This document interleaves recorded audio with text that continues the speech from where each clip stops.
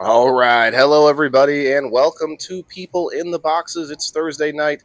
This is episode 147. Let's get it going. We're going to play a little intro to get those notifications out. If you can help us out with that, I appreciate it. If not, watch the replay, check it out. Let us know what you think. We'll be right back in about 4 minutes and 15, about 4:20. For some reason, it keeps going down as I put my mouse over it. All right. Anyway, we'll be right back. Let's talk about it.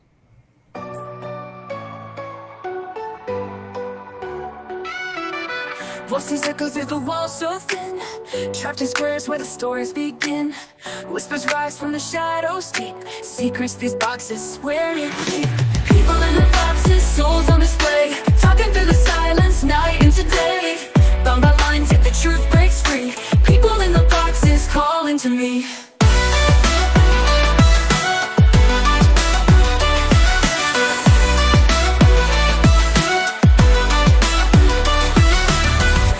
Cube holds a tale untold, hearts of fire, dreams so bold. Walls can't hold what the spirit sings, laughter and tears on fragile wings. People in the boxes, souls on display, talking through the silence, night into day. Bound by lines, yet the truth breaks free. People in the boxes calling to me.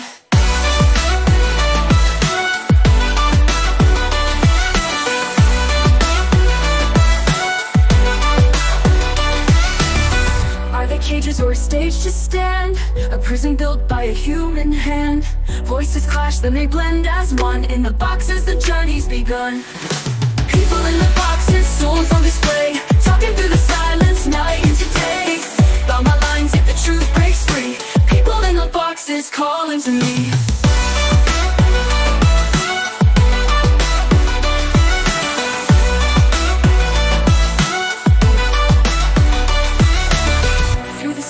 I hear their sound, lost and seeking yet profound.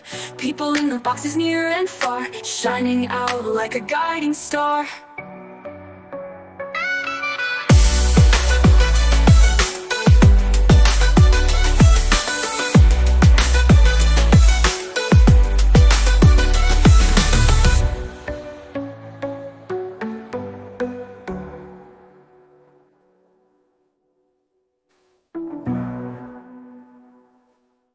Voices echo through the walls so thin, trapped in squares where the stories begin.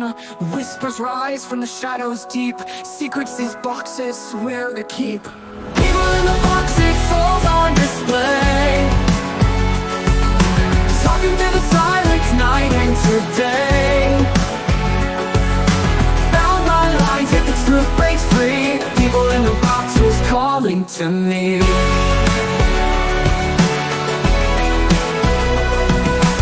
Every cube holds a tale untold, hearts of fire, dreams so bold. Walls can't hold what the spirit sings, laughter and tears on fragile wings. People in the boxes, souls on display, talking through the silence, night into day. Bound by lines, yet the truth breaks free. The people in the boxes calling to me.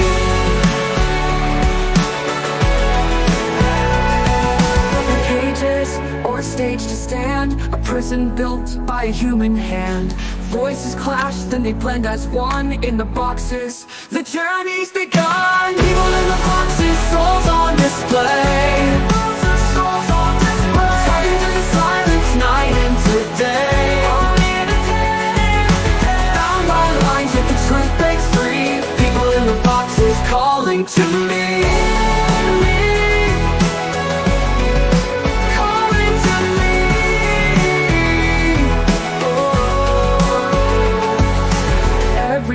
Holds a tale untold, hearts of fire, dreams so bold. Walls can't hold what the spirit sings, laughter and tears on fragile wings. Every cage is or a stage to stand, a prison built by a human hand.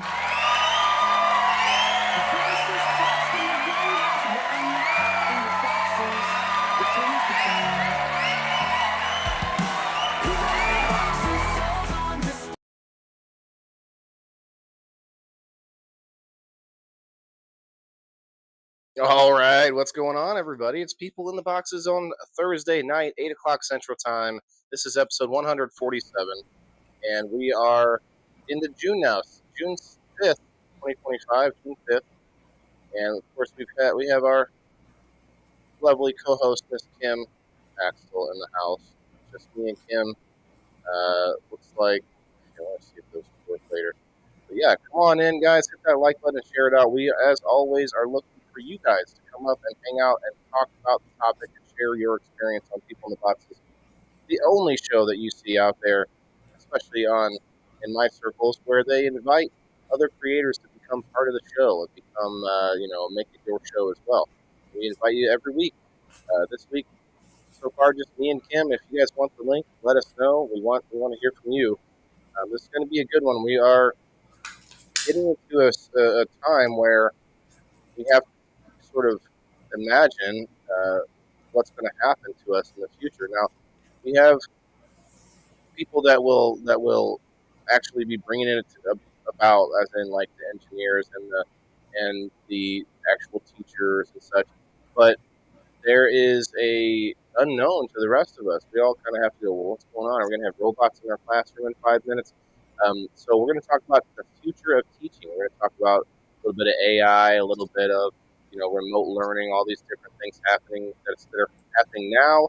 So we're going to kind of look into what's going on, what kind of future possibilities there are. And of course, we're going to talk about maybe how it was to learn as we were young ones, as we were kids in our schools, what it was like then. I remember typing class when computers were first getting into schools and stuff like that. So it's going to be an interesting one. We want to hear from you guys for sure. Hit the comments. B Hendricks, what's up? Hey, Ronald Blackwell, what's up on the YouTube? Is there anybody? Okay, I want to see if the Rumble chat is working. Let me comment. So hey, we got Kim. What's up, Kim? How are you? You're in the knitting kick? You said. No, sewing. Sewing. That's it.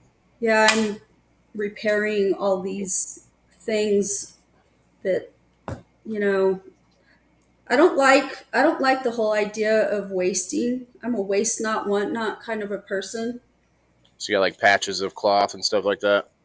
Well, I don't have patches of cloth, but if I can, like, I buy my dog little squeaky toys, little plushies with squeakies, and he plays with them a good long while, and then after a while they just like the seams get ripped or whatever. And so there was probably about six of them, and I don't have time a lot of the time to really repair them. So here I am on vacation and I'm repairing stuff.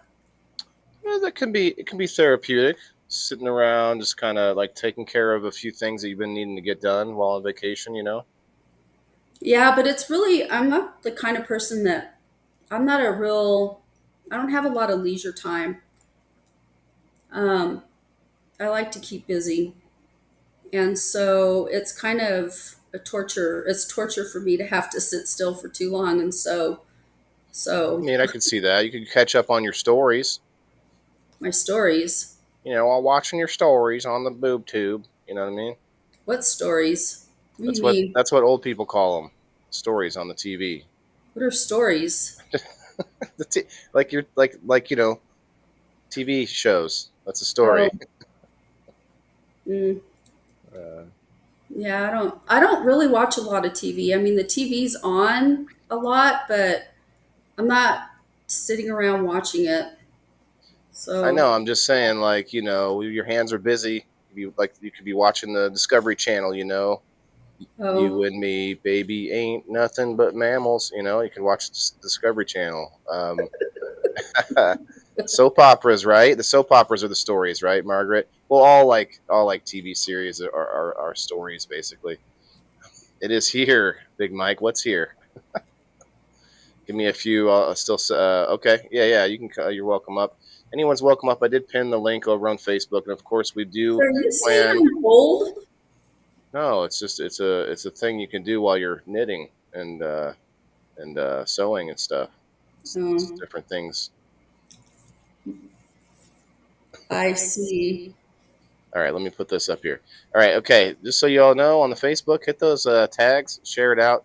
If we can get some friends in here, we will do a door prize with the Facebookers included, and you do get an extra chance to win if you go over to Rumble and over to X. On X, you'll have to comment below the post. I do appreciate any reshares, retweets, all that good stuff. So, How's your weather over there? are you trying to prolong this battle? Is that it? Are you trying to slow down the conversation? Is that what's going on? No. You wanna? Are you regretting this topic? I don't know. I'm just kidding. Weather has been kind of shitty.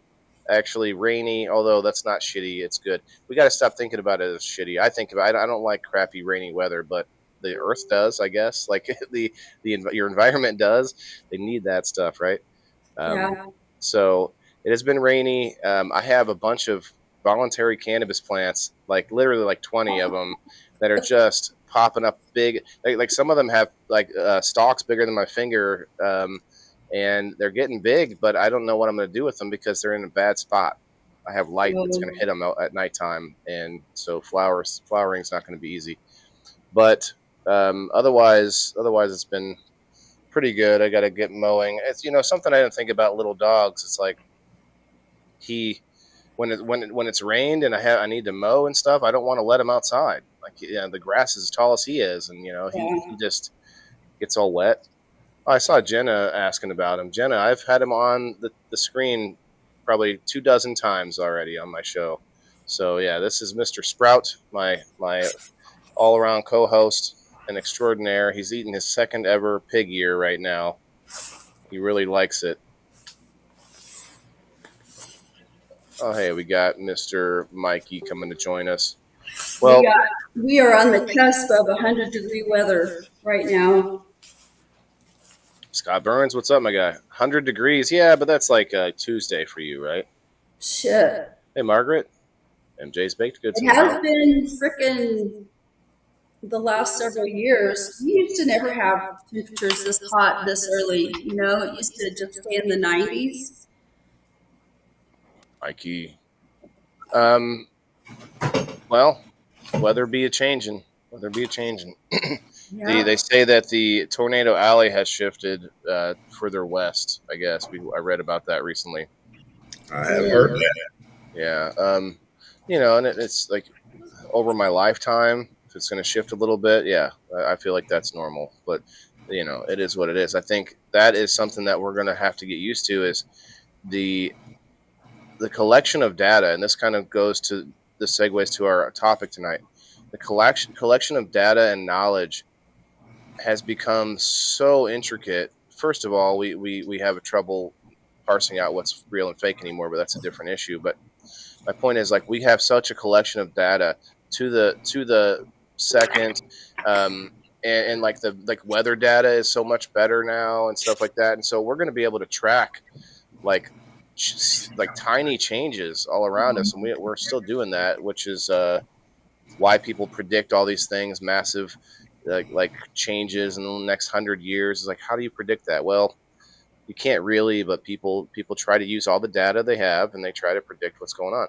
That's kind of what we're doing tonight. We're going to try and predict, or at least we're going to talk about what we would like to see happen, maybe, especially from like a teacher's perspective, Kim, and from us, like Mike and I, we kind of remember when we were in school, like we could talk about how that went, and maybe what it looks like to do things in a different way. Now, whether or not it comes about the way we want it to, like, I think there probably will be some robots in the classroom. I mean, I think there's no way around it. A lot of teachers are already using AI to help make lesson plans. I posted something that kind of got a little controversy. I didn't think it was controversial. It said, remember, all of your future doctors, meaning doctors that graduate this year or beyond, are using ChatGPT to get through their schooling. And so ChatGPT is not perfect, but neither is search engines, and neither is, hell, the Dewey Decimal System ain't perfect. So, like, there's no system perfect, but it is interesting how they're basically, like, almost tied together already, even just in the medical industry. So I can't imagine teaching isn't much different. So what do you think, Tim? Kim? My brother's name's Tim, not Kim. But anyway, what do you think? What's the what have you been? You brought this topic up. So what's been hitting you at school? Like, are they sending you more technology all the time, or what's the deal? Actually, before we get into it, it's going to be hot and heavy. We're going to let her rip, just like one of those lawnmowers that you pull the string all the way out to get it going.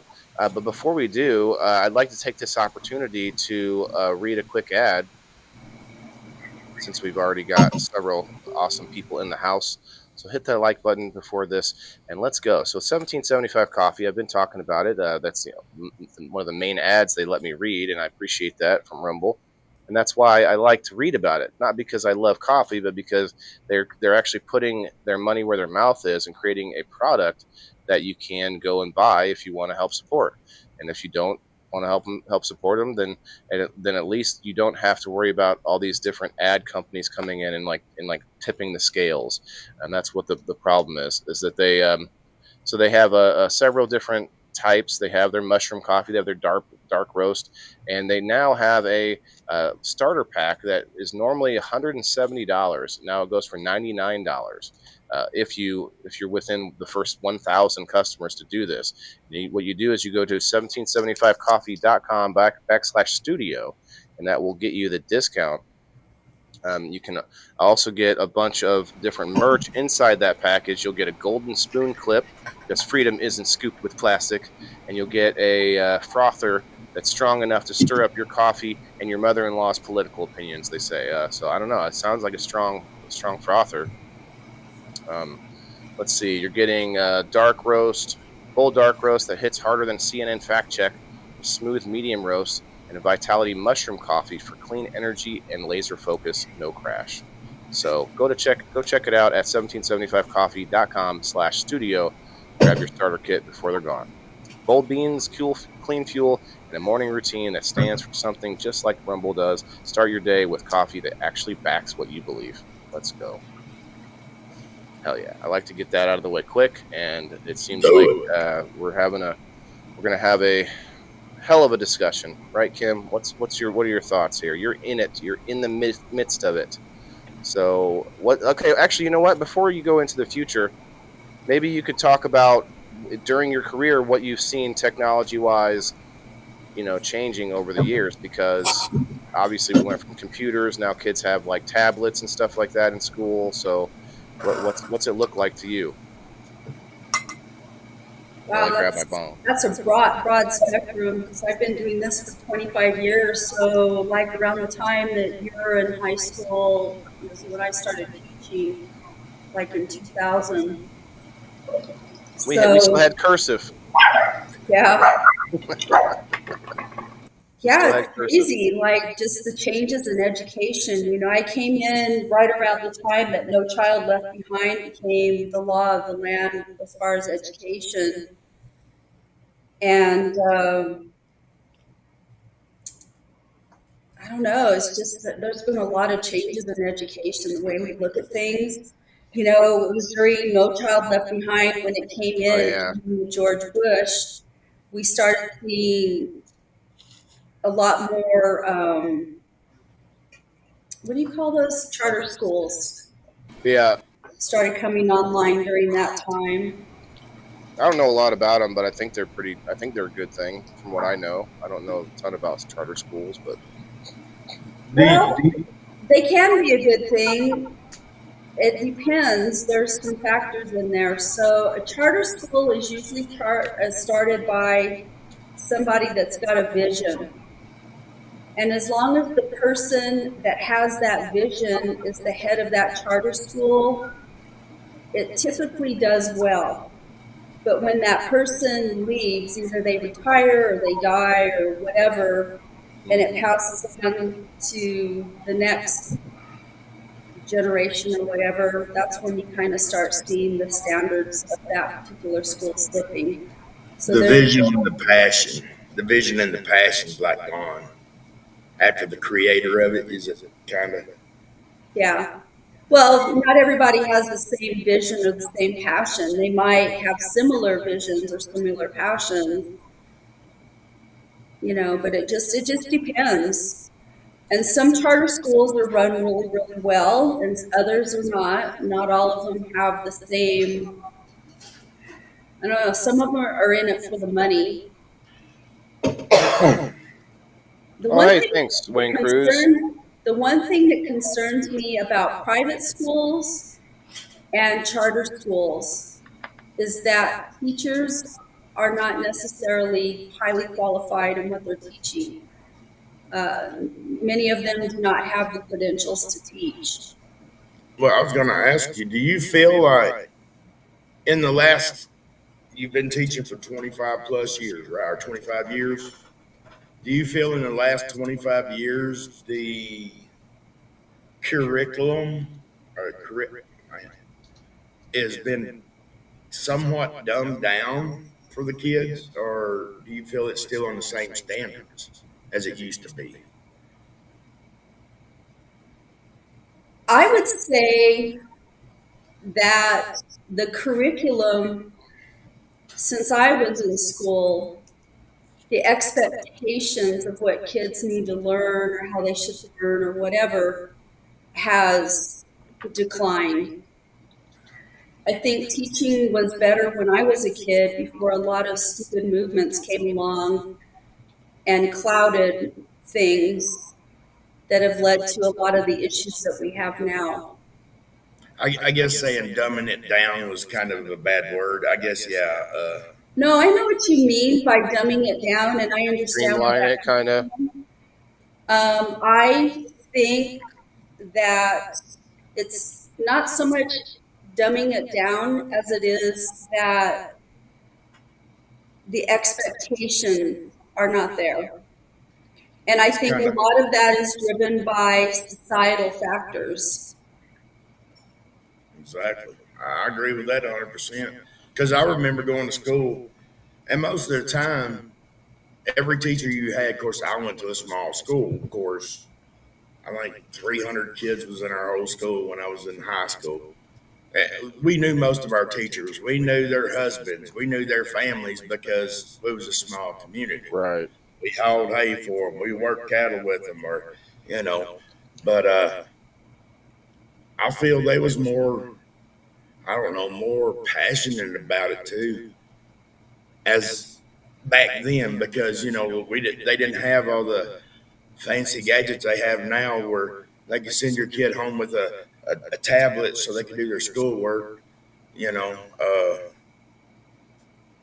Before that, they sort of required you to have an internet access and a computer at home, because you could access some of your work at home through like email or through the school's website. I had to do that for college. I know some high schools have to do that too. That's like the whole e-learning thing. They started sending kids home with laptops. I think I have 2 of those laptops still. Never asked for them back. They're basically worthless anyway. Like after a couple of years, like they're like a little tablet basically, but it actually opens up like a laptop.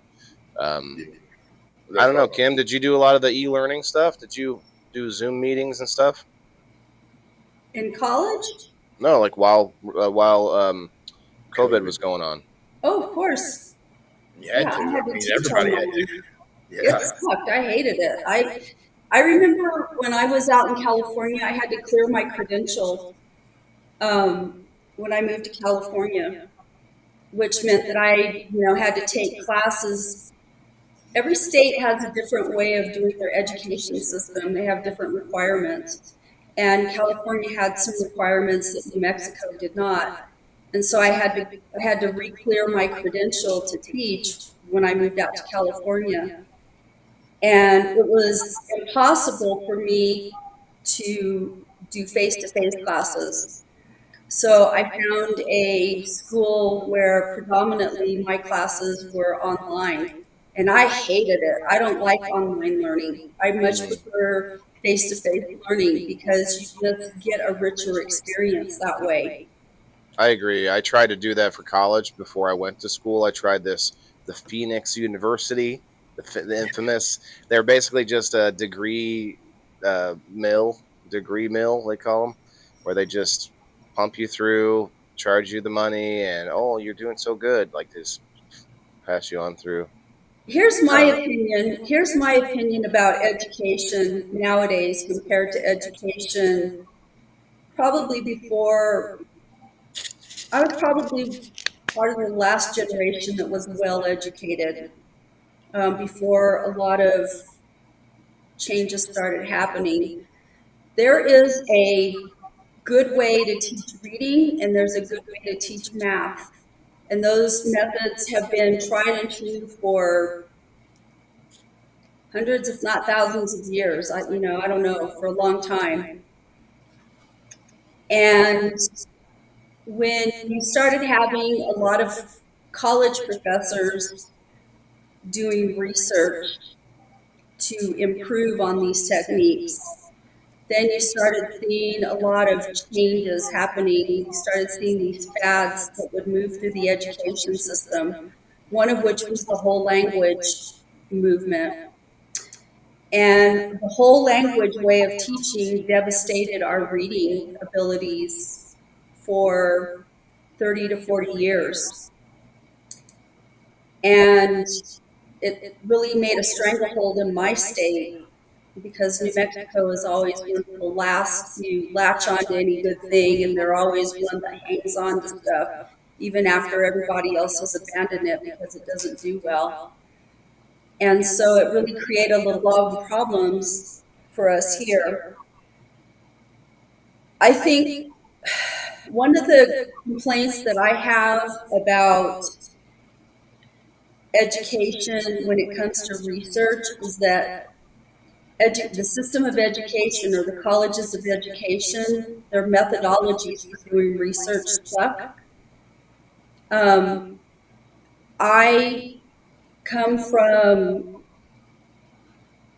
have master's degrees other than my master's in education in scientific programs where you have rigorous test, retest, all the methodology that goes into doing research.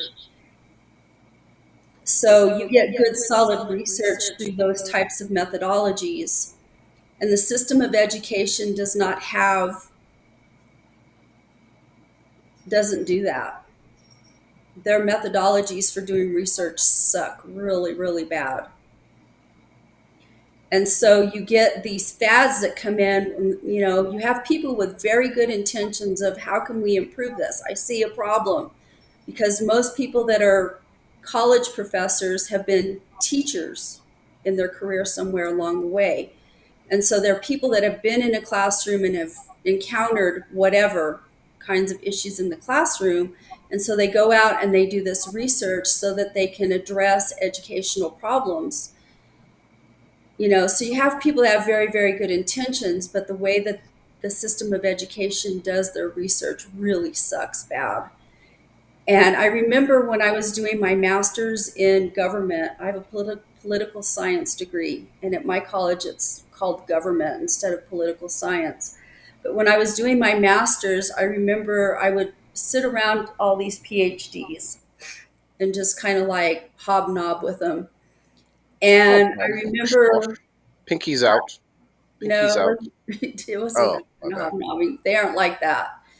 But I would just sit around and I would, we would sit there and we would talk and shoot the shit, and I would just listen. And I remember there was this one guy, his wife was a PhD in my department, in the government department, and I don't know exactly what he was doing, but he might have been working on his PhD in education. I don't remember exactly. But anyway, so he's married to a woman that is a PhD in political science. And I remember these guys that were also PhDs in political science sitting there giving him shit about his methodologies. And I didn't know anything about it because I really wasn't interested in being an educator at that time. I was doing my political science thing. So I would just sit there and just watch them, because it was kind of like that whole military branch rivalry kind of a thing where, everybody heckles each other. And so I would sit there and I would watch them heckle this guy, and he would be like, yeah, I know. And he would agree because the methodology in education sucks. And so, fast forward 7-8 years, and I'm going through my master's program, and one of the requirements of a master's program is to take a methodology course where it's a statistics, you have to take a statistics class, and you have to take research methodology. And I'm sitting there in this fucking class after having gone through 2 methodology courses in harder science areas, and looking at this and going, oh my God, their research in this field is crap. Now I understand why they were heckling that guy. What do you mean, like just like disorganized or not It's just the way accurate? that it's not really accurate. There's methodologies for collecting data, and there's different ones. There's different ways of collecting data. Different methods, right? Yeah. Yeah, and that's what it is. There are different methods of collecting data. And depending on what kind of a study you're doing, depends on what method you choose. And just the methodologies that they have in the system of education are weak as hell. You can trust research that comes out, if it's educational research that comes out of a field of psychology, like school psychologists, or people that are like speech language pathologists. You can trust research from there because their methodologies are solid. But when it comes to shit that comes from research from education, it's shit. Well, so let me try to equate this to other industries. So things like doctors, they don't have time to be researchers, and then researchers aren't typically clinical workers. And same thing with teachers. There are scholars who are researchers, but they don't typically teach. What do you think about sort of a rotation? Say you teach 2 or 3 years in public or in school, and then you're like required to rotate to do a 1-year research. I don't know how we would pay for that, but I guess maybe it would have to be a deal worked out between research centers at universities to where they rotate in and out researching teachers to research. You'd have to be, I guess, a certain level of teacher. I guess maybe high school and above. I'm not really sure. I'm just shooting at the hip. But what if they had some time? Because you don't have time. You're not researching in your free time. You're not. I mean, maybe you're like whatever comes across your bow, like anything. You're collecting data all the time. I mean, Right. The decisions that you make in your classroom, if you're a good teacher, you're relying on data all the time. Data is something that you rely on. It's like each kid is a study and research. Like you become an expert if you're a good teacher and you care about what you're doing. You're an expert in each and every one of those kids that comes into your class. You know them Right. inside and out, and you understand. Typically, you understand what's behind the learning science of that child. How many kids do you think you can accurately absorb each year? And what I mean by that is like know fully for what you need to know them for, like all their idiosyncrasies and all their ups and downs. Like with my son, his teachers are really good. I mean, they know all the little triggers, and we work with them all the time to let them know what we might be changing at home, like changing this or that method to try getting him to whatever improve in some way. And they work with us really good on that. But I can't imagine they could do that with that many kids. I'm not sure how many kids you could really. If 30 sounds like a lot, and I remember having 30 kids in our classrooms growing up. Can you imagine? I can't speak to that because I don't typically have big classes like that. I'm a special ed teacher. Right. I'm glad my son's classes aren't that big either, like 8 kids or so, maybe max. That's not bad, but I could still see that being tougher with special needs because obviously they have more intimate or more individual needs each one. And so you would have to have a smaller class in order to pay that more attention. Well, I remember when I was going to school through elementary, our elementary classes was we had a pair. We had two third grades, two second, two whatever, but they was a bigger class as elementary as when we moved into middle school and high school, the classes got smaller because people started swapping and changing, and some people had Miss whatever for history, and some had Mr. whatever for history, and some had this lady for Right. English, and so our classrooms actually got smaller as we got into high school as what it was when we was in elementary. Well, you know what astounds me is like I think to my dad. My dad was born in 1924, and they were from Texas. So he started out in the Dallas Fort Worth area. And because my dad's family were windmill manufacturers, they had a windmill company in Fort Worth. And then when my dad was in second grade, they moved from an urban setting to over by San Angelo, Texas, which is more rural. It's very much very much ranch land, and this would have been in the 30s. And I remember, I don't know, my dad and I were having a conversation one day, and he talked about being in a one-room schoolhouse. Him and his sister used to ride their horses to school. They had like a one-room schoolhouse out there in San Angelo, and they would ride their horses to school every day. And that's all I knew really, other than my dad, his teacher, one time he gave the wrong answer and she threw an eraser and hit him in the side of the head with it. Hmm. That's all I know about my dad being educated. But let me tell you something about my dad. So my dad was educated in a one-room schoolhouse, and he went to World War II, and he came out of World War II. Okay, let me back up. So he's educated in a one-room schoolhouse. He is the son of a rancher, okay, in rural Texas, San Angelo, outside of San Angelo, Texas, somewhere. And he goes to World War II and he fights in World War II, and he comes back and he goes to college. And he gets a degree to be a veterinarian.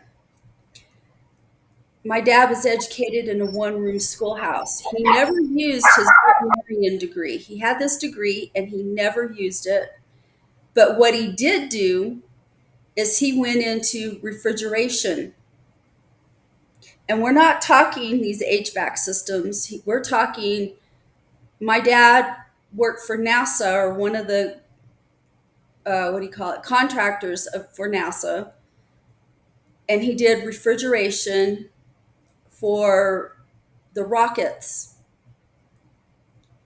Where did he learn that? He didn't go to school for that. Had to use the And he scientific went to method to create school. it. He went to school in a one-room schoolhouse back in the 20s, 30s. I don't know exactly when he graduated, but it was. But what did you learn when he was doing World War II? He drove a boat that took the men from ship to shore in the Pacific Islands. But I mean, did he So, have to study or anything like when he was in off time? Did he have any courses or anything he might have took? are you kidding? It's World War II. When are you going to have time Yeah, for I know. that shit? True. Like, literally. Time to fight, no time to learn. Yeah, what they had time for was dodging kamikazes. He lost his best friend out of high school that did the exact same job. They were in the water together, and his best friend's boat got hit by a kamikaze and killed everybody. So that's the kind of life my dad lived in World War II. There was no time for study. Um, but I'm just saying, he did. My humble little father, never really talked about his accomplishments, did these things based on a one room School. Schoolhouse, education. Where have we Okay. gone wrong with education? I want to know. Now, part of it is that we live in a much more complex society than what my dad lived in growing up, right? Um, but I don't Where we know. went You know? wrong, I think, I'm not a smart man. I'm not educated at all. I have a little bit of high school education. But like back when your father went to school, they had the basic reading, writing, and arithmetic. Hmm. You had a little bit of history, world history and stuff. They taught that too. Yeah. But now, some of them that got educated enough, had the money, and went to school, started overcome complicating the learning system. And it started way back then. Back then, it was great when you had one room full of 20 kids and everybody listened, everybody learned. This kids learned, these kids are learning this, but these kids over here that's learning third grade, they're also, while they're taught that third grade, they're peeking in on fourth grade's math, sixth grade's math, and they're taking it in as they're listening Well, too. you know what though? You know what I attribute it to? I attribute my dad learning critical thinking skills by virtue of his outside of school experiences. Necessity. Well, not just necessity, but I don't know, just by virtue of being exposed to things.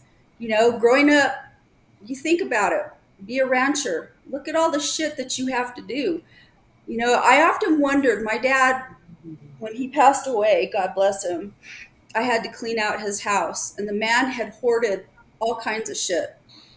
I still don't understand why he had several hundred plastic milk bottles, milk jug things. That I don't understand. You can melt them down and make other stuff with them.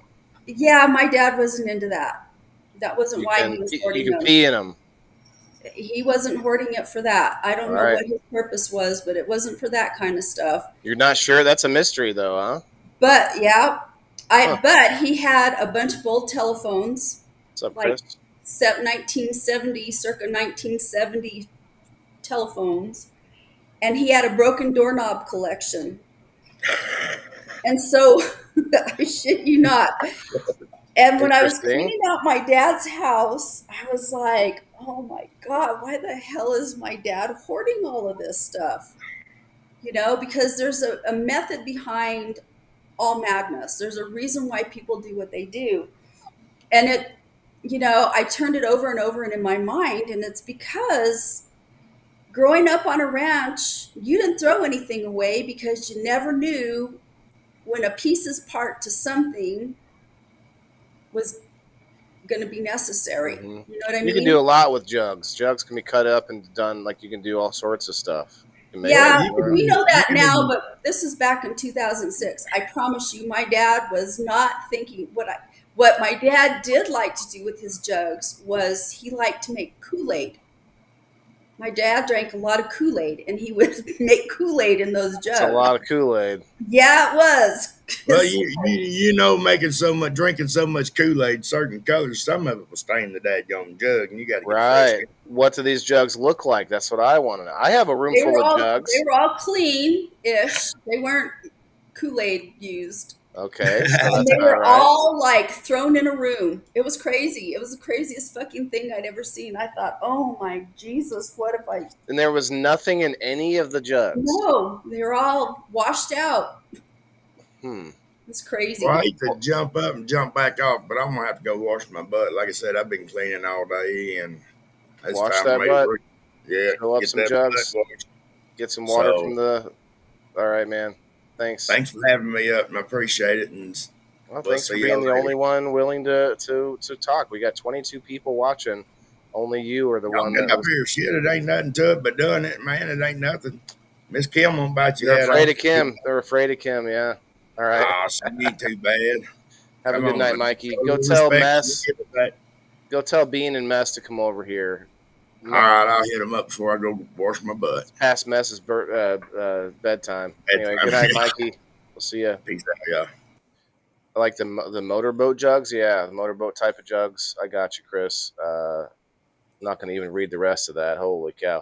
We got some strong opinions from Elisa May over here on Facebook. She says, I think she was agreeing with me nowadays. I feel they got way too many kids in the classroom for the one teacher to be. Well, like for special needs, my kids' class has multiple adults in there. Do you have any aides or whatever? I do not have aides. I don't That's have a good. What you said. classroom. Well, so you will see every state articulates things a little differently. When I was in California, it didn't matter what classroom I worked in, I always had an aide, at least one aide, depending on how many kids and what I was teaching. Um, Here in New Mexico, it's different. If I were teaching low incidence or a behavior disordered class, then I would have an assistant. But I don't really need an assistant with what I teach. I usually have no more than 15 kids, and I teach a content area. So, you know, if I were an elementary teacher, it might be different. I might have an aide. I don't know, but I don't teach elementary. I would never in good conscience teach elementary kids. No? In good Mm-mm. conscience? Yeah. What do you mean? I'm not suited to teach elementary. I love kids. I love little kids, but as far as teaching, my personality is not suited to teaching young children. You'd smack them upside the noggin No, or what? no, I don't have the, I don't want to say I don't have the patience. I don't know what it is, but elementary teachers, it's just not my suit. My strong suit is working with adolescents. Part of it is I have a very sarcastic personality, and No. don't get young children don't get sarcasm. It scares them, or whatever. Trust me, I dealt with it firsthand as I went through school. They didn't. Most kids didn't know I was joking about things. Yeah. So Uh, I just, my personality is just not suited to young children. I love kids. I love little kids. Like when I'm feeling the worst in life, I'll go sit around a 3-year-old and listen to them all day because they're innocent and they don't have the complicated stuff going on in their heads that adults do. So, but as far as teaching them, nope. And I don't have any patience for eating boogers and pissing their pants and I'm wearing my pee pants right now. yeah, all that kind of shit that goes with little kids. I don't have that patience for that kind of stuff. I remember in first grade one time, this teacher, I can't remember the teacher's name, but I was standing up at the chalkboard and I was trying to get her attention. I'm over here waving. I don't want to wave my arm too much. My camera will fuck up. But the teacher was not hearing me. I'm like, I gotta go. She just didn't give a shit. I stood there and I had to pee my pants. It was a good one. It was it was like that. No, it wasn't. But it was just like, she wasn't paying attention. I had another teacher in high school who was a math teacher, and she thought, well, if you want to learn, you want to learn, and so she'd be facing the board, doing her lesson plan what's the guy, the dry eyes guy, dry, Yeah, clear eyes, and she'd be doing her thing. Turn around, and you'd have like groups of kids, like their desks all together in this corner, their desks over here in this corner. This one's throwing paper over at that group. There's a girl over here singing, and then there's this like there's people just talking throughout the whole classroom. Man, for especially for somebody who's got like focus problems, it's like there was no watching of the teacher. But then the next year I had another math teacher because I had to retake that class. Algebra. Like I took advanced algebra. I'm actually good at math, but just I couldn't do that type of class. And so Yeah. the class that I took again was this older lady. She was a battle axe. She was just mean and everything. But I aced that class because she wasn't having it. She was keeping the class on lockdown. And so Yeah. I wonder what happens when like a robot is trying to teach the students, and they all just start graffitiing the robot and take its arms, and then I don't think a robot will ever replace a teacher, honestly. you don't think so? Mm-mm. I don't think that. I don't know. I just don't see that happening. What I see is AI maybe replacing teachers. Right. I mean, the AI is basically going to mold with teachers, and teachers are going to have to check the AI for everything. Oh yeah, well, hold on, let me see what it says. Or the teacher will just be literally just be there for chaperone, like for making sure the kids stay in line. Oh, you're gonna get the little crumbs. Go Classroom ahead and get your management. crumbs. You know what though? I mean, I don't mind that. I would like if we had more adults around, but that's a lot that costs money. Maybe we could use the robots for classroom management instead. Hey, I would get red eyes. Sit still. Shut up. You can't say shut up to me. I can say whatever I want. And then they have lasers that can make the kid fall asleep, laser him in the forehead. Yeah, like that's going to happen. No, I think the future will be more. When we say future, okay, someone argued or someone got to me on this post that I posted about the Chat GPT thing. They're like, "Oh, well, the Chat GPT will be your teacher in the future." I'm like, depends on when you're talking about. I'm talking about like this year's graduates are using Chat GPT, and this person's talking about, I don't know, how many years do you think it'll take before Chat GPT is the teacher? Uh, it's going to be hard because there'll be a back and forth between people who don't want that type of thing to happen. So there'll be a pushback. But I would say it could be implemented in probably 5 or 10 years at most. But I'm saying probably not, because I feel like people will push back a lot on it. Well, there's some things that I think AI is good for. Um, like, I was thinking about it, and, I can't, my mind is not big enough to encompass everything because I don't live in that world. But, in the things that I do, like, I think that AI could be helpful in teaching kids how to read. One of my biggest frustrations as a special ed teacher and as a parent and as a teacher in general, and just somebody that cares about education, people being intelligent and having the ability to have good lives, it bothers me that people cannot read. And, you know, it's not just special ed kids that can't read.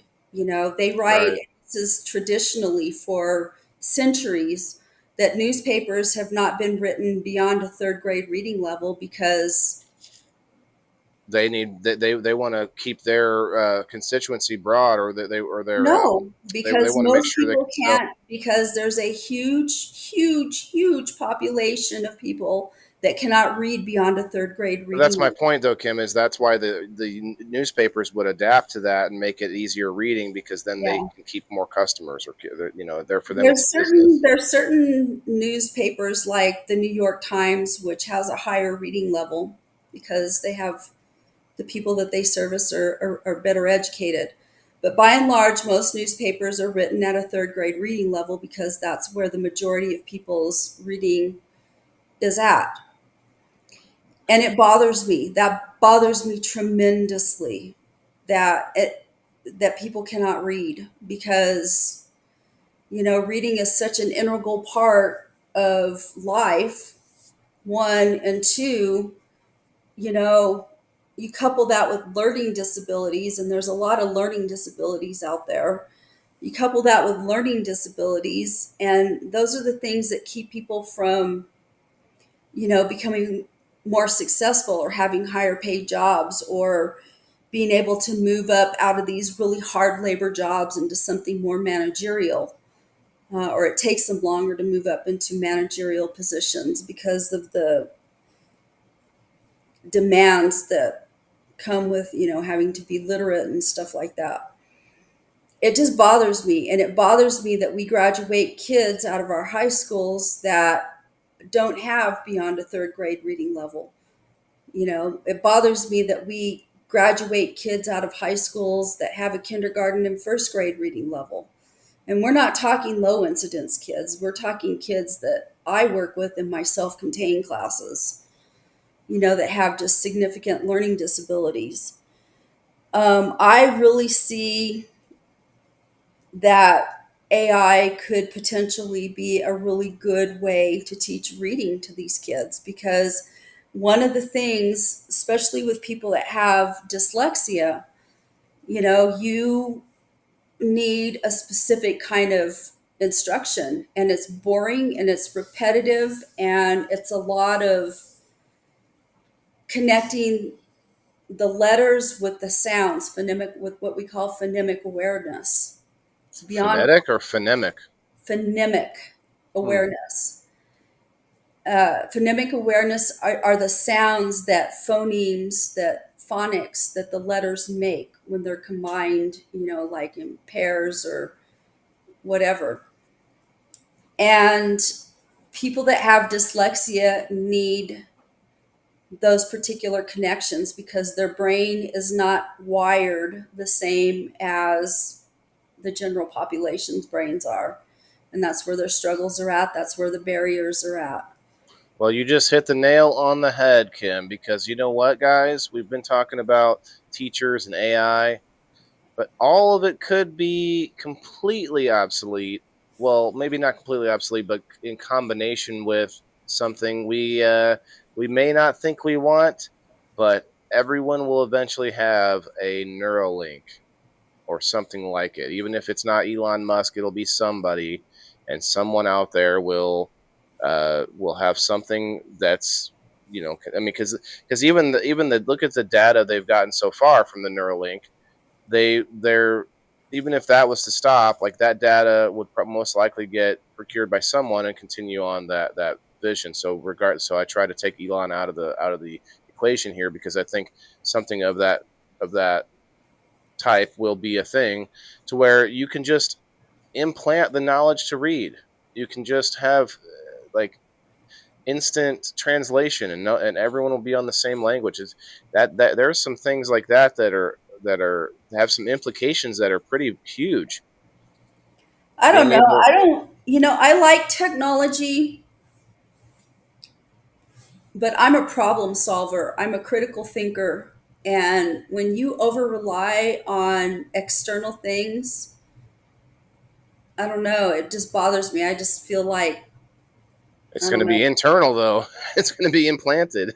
Yeah, but it's still an external thing. It's not something that, you know, Yeah, I don't know if it's actually like, going to teach you. It's just going to be an available resource all the time. And maybe like, what if you have a signal drop or something, and then you suddenly don't know how to read or whatever? Maybe that's like, yeah, well, interesting. it's just like I remember when I was young, you know, you didn't have the credit card system that you have now. Like, Right. take your card in, you'd say, okay, I'm going to pay for this purchase with my card.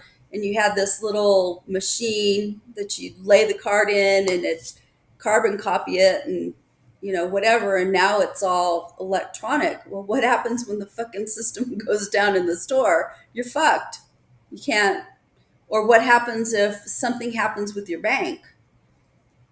There's a link problem. I've had that problem before where I've, been at the store and gone to pay and I can't pay. My transaction gets declined because there's some kind of a problem with, the link to my bank is down or something like that.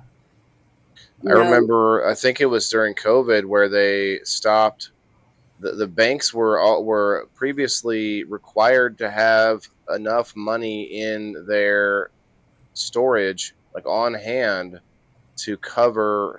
Was it a percentage or was it to cover all like Deposits. deposits. Yeah, Well, that's and FDIC is a right, but requirement of that. they released that, or they took that away, and there's a that's a big problem because then there's a time where you may not be able to get any money out of the bank Yeah. because they don't have it, and they Well, just that's lose it all. because they wanted to prevent people from freaking out and doing like they did during the stock market crash back in the, what was that, the 20s? You mean Where '08? people would run on where they were Oh, running. that crash. Okay, Yeah, the stock market crash. that was a housing bubble in '08, I think, right? Fannie Mae Yeah, and that Freddie was Mac and housing bubble. Yeah. our credit card. Lisa says when I worked at the restaurants, if our credit card machine was down, uh, will you still use the carbon copy machine? And they sign the receipt. So that well, and that's why it's important to have.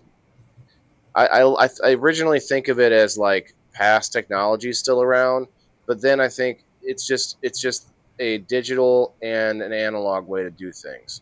Well, the You thing know, is like one of the things when I was working on my first master's degree, I worked at a gas station as a cashier, and it was a busy fucking gas station. I mean, we did a couple of $1 million sales every day. And so, uh, you had to count change back. Sure, you had a system, but you had to count change back. And, and Tina. if you relied on the machine to do it, it wasn't necessarily accurate. But if you counted that change back, my drawer was never more, and I worked there for about 4 years. My drawer was never short more than 2 cents. I never was hardly ever short. And if I was short, the most I was ever short was 2 cents because I counted my change back. And you get these people that they can't count change back now. Yeah. Yep. You Well, know, and like even me, even ourselves, like think about yourself. Like, do you notice if you're not using something a lot? Like you probably use writing a lot more, but I've gotten better at writing because I've been using my notebooks more. And then I also notice, you guys might notice this too, especially either on tonight's show or on Wednesday when I read different articles. It's not that okay, I have to defend myself a little bit because I feel like I can't read half the time when I'm doing that, and it's partly because I have four screens in front of me and I'm like trying to I'm thinking of too many things at once, and that's always been a problem for me even in school, like being able to like comprehend what I'm reading is because I have three different thought processes going on. And so, but I do notice though, the more I read, you kind of don't use it. If you don't use it, you lose it. you do. It's a pretty real thing. Yeah. Reading and math and writing, all of it. The classics. It's Yeah. Well, and reading is an extension of writing. I mean, writing is an extension of reading. right. So people that don't read well usually don't write well either. They usually That have makes problems with sense. writing. But reading is definitely one of those things. It's like you have to exercise your brain, and if you don't exercise your brain, you lose those skills. Right. That's why I like this show because we're not just up here to shoot the shit. We're exercising our critical thinking most of the time, anyway. And that's why I like these conversations. I don't care if we agree or not.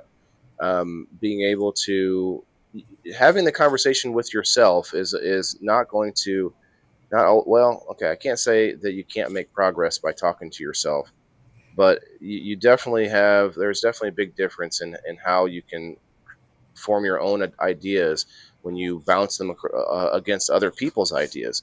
And that's the whole point. And I think I like that about school, but I also like the fact that there are different ways of learning, and you can go to different parts of the country and find different styles.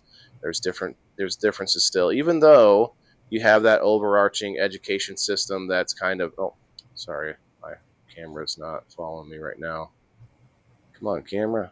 But anyway, even though we have the education system, which is supposed to kind of keep everything the same, you still have some differences. And I think AI can be a good way to find out, like, okay, after, I don't know how many years, but maybe there would be a certain amount of years that an AI can keep track of a kid's progress through school, and then at a certain point be able to say, okay, here's my assessment.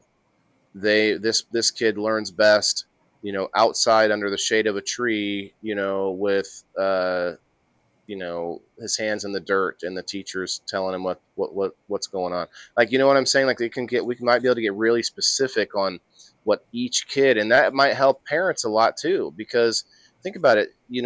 I don't necessarily think we would ever get rid of teachers either. I think you'll have a position for somebody who does research at the very least on how to teach better, or how to get our kids smarter, faster, or whatever it is. There will always be people thinking of that and doing that stuff. But I could see a combination of parents and teachers being helped, or being not just helped, but like using it as a crutch, kind of being stuck with it, or have to use it at a certain point. It's kind of like driving a car. You kind of have to have one, kind of like a cell phone. You kind of have to have one nowadays. Eventually it'll be like that. And of course there's AI. I have AI, multiple AIs in my phone. We have, anybody using Facebook, you got Meta AI. Anybody using X, you've got the Grok. Anybody using Google, they're using Google AI when you go to Google things. It's all around us. And it's kind of funny though, because there's so many competing ones. Do you think they'll all sort of interconnect at some point, amass together, or have competing interests, like competing No, I don't businesses? think so, because they're all owned by different like corporations or whatever. How would that And work though? They're going to compete over like knowledge? I don't understand. well, it's just like anything else that competes. It's, capitalism. But I Right don't. now the only competition is to who can get the better AI, or the AI to be sentient first. Like, they're just in a race. It's just a race on who can get their Well, yeah, AI to be. but it's gonna if they all merge together, it'll be a conglomerate, and that stuff's regulated. You can't do that stuff. I don't necessarily want it to. I'm all about decentralization on a lot of things. I think I'm a very centralized mind when it comes to the human race, but I'm very decentralized when it comes to recognizing that not everyone can work together. Like, we can't have that kumbaya of the whole world. Um, it's just never going to happen, because of the free will that everybody has, which creates good and evil, which creates, um, you know, I'm of the mind that variety is the spice of life. right. I That's agree. That's how why I I feel. don't. That's why I don't want to force countries to like be best friends. Like, I'm not. I wouldn't want the whole world to just be like under the iron fist of one whatever ideology. You know what I mean? Eventually, we might, because who knows? Some thousands of years or whatever. Alien attack, or some futuristic thing where we have to fight ourselves, but we're fighting a faction that's on another planet, like the moon or Well, I Mars. think the continents are going to get glued back together at some point in the future if the Earth survives that long. We do know that there are reoccurring cataclysms on the planet, whether that's solar caused, meteors and things coming at us. And this ties into the conversation though, because we need, more than ever, we need young people that can develop and build upon what we already, what we have now, in order to solve some of these problems that we can't solve right now. And things are being solved all the time. I'm always hopeful and optimistic when I see a lot of new techniques coming out, and all sorts of scientific research. But it is something to be worried about, because, to your point, the less people who can read and write, the more, the higher chance we have of going back into some sort of a dark age of tyranny and kings and queens, and nothing but Less educated you are, the easier you are to control. yes, that's a good way to put it. That's exactly what I mean. And so there is a battle going on right now on the planet for information, and not just information, but for the sowing of false information or misinformation in order to use it as control mechanisms. And so they call it fifth generational, and some people say we're in like sixth generational warfare right now. I don't know how we get out of it, because it's just gonna, like, there's literally I feel like it's the FBI, don't quote me on it, but they've studied the internet. They think there's upwards of 80% of the internet is, like, interactions on the internet are not real people. Like, they are saying that you interacting on the internet, up to 80% of those people are fake. Wow, Now, that's crazy. I don't know, like, where they get the data from, like, because you think about it, some of us, especially in the cannabis community, we have a tighter circle, more like a circle of real people for the most part. But if you get into these, like, big creators, people out there that have millions of followers, like 80% of their chat is bots. And I think that's what's up. Like, it's maybe not 80% of my, 8 people watching on Facebook. We got 20 something people in the house. I don't know. There could be a couple bots in here. You know what I mean? But they're saying overall, this, like, dead internet theory is insane. And so you have kids that are going to be distracted more and more by the internet, because when you had a small town where the kid, like, only had his class to be, like, worried about, like, what kids in the class liked him, what kids don't. And then now you have the entire internet to be worried about. Like, we've talked about it before, about, like, kids having bullies on the internet and mental health and stuff. But just the sheer distraction of all that extra data could make it harder for kids to learn too. We can only take in so much. But they say, what is it, from 2 to 5 is like when we're sponges, or even before that, we're like the most absorbent of things. Yeah. What if the answer was that we immerse kids in technology when they're 6 months old? Instead, like, we put we create tiny baby VR goggles, and we've got kids like Boss Baby style, like, floating around VR in suits, and they're, like, solving puzzles and equations and things. Like, I mean, I could see a future like that. Now, that's what I said earlier about molding the two together, or the three together: teachers, AI, and the cyber world, meaning like Neuralink or VR. I think I can see VR. I think there's going to be a crash, We'll and go I think backwards. that there's going to be a time when Ronaldo, what's up? I foresee something similar to some kind of apocalyptic kind of event. Maybe another dark age kind of a thing, or I don't know. I see society resetting, because that's what it does. There's this pinnacle that it reaches, and then it falls, and then it rebuilds back again. And that's, historically, if you look at civilizations throughout history, that's what they've done. And I feel like there's another one coming. I think so too. But I immediately thought, when you said that was when civilizations were sort of standalone. Like, they had some interaction with others, but they were kind of isolated. But then I thought to myself immediately after that, I thought, that's just going to make it worse. We're all so interconnected as a planet, that when a large collapse happens, it's going to literally, like, domino effect to everyone, other than small tribes that are off in the bush that don't literally get any connection with us, which there are a couple out there. I think we keep an eye on them, but they're out there.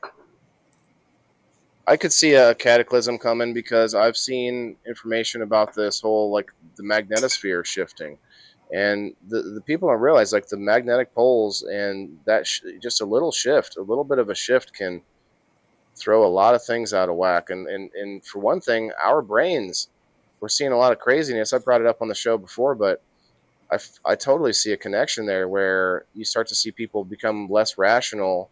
For one thing, at dense cities with too high a population, there are people that's a whole nother conversation. People think we need more kids. I think we need more kids. A lot of people think we need less kids. But honestly, a percentage of kids, a percentage of your students, like whether that's 1%, 0.001%, will have some kind of a, maybe not, maybe, no offense to special needs children. Obviously, I have one. Maybe those kids aren't going to solve, some kind of, major problem. But a percentage of children do grow up to become not necessarily geniuses, but come up to stumble upon some kind of a breakthrough that then could get us through some kind of a, past a barrier where we aren't able to get through to see it. Like there's that kid that created that project. I believe it was, I don't even think that he used any money to start with, but it's that the boat that's automated that goes around the ocean, like the Pacific Garbage Patch, picking up garbage and collecting it up, and then oh, oh, but then collecting it up, and then he's able to sell these like compacted, uh, bales of material to companies that can, recycle it and stuff like that. And that was some kid that created that. And he was like 19. This was not even, I don't know if it was like 10 years ago at most, but we need kids to innovate because they see things differently than we do. And as we're growing up, as we see the stuff that came before us, we think, well, what if we did this with that? What if we changed it a little bit? What if we added this? And I don't know. I can see that we are condensed, or we're a little bit too dense in some places, but COVID kind of helped us out in that respect because it pushed people out of cities and spread people out a bit. And I kind of like that. It also kind of will help. I think it helped. It didn't help kids because a lot of people think there's a whole generation left behind because of COVID, but at the same time, it will help kids because it spreads them into areas where there are less concentration, so they can get more help or more one-on-one time or whatever, however you measure it.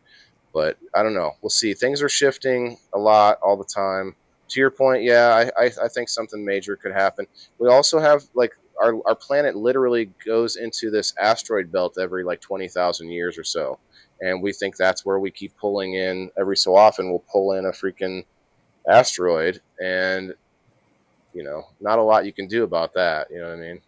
Well, they're trying to do something scientifically about it. Oh, there's a meteor coming, isn't there? Did you hear about that? The NASA was talking about this meteor that's going to pass closer to us than the moon, coming up soon. I forget what year that is, but that's pretty intense. Yeah. It doesn't necessarily have to be, cataclysmic thing Well, that's doesn't fine, Jess. necessarily have to be like a meteor crashing into the earth or, something like that. It could also be like a nuclear holocaust or, I don't know. I think True.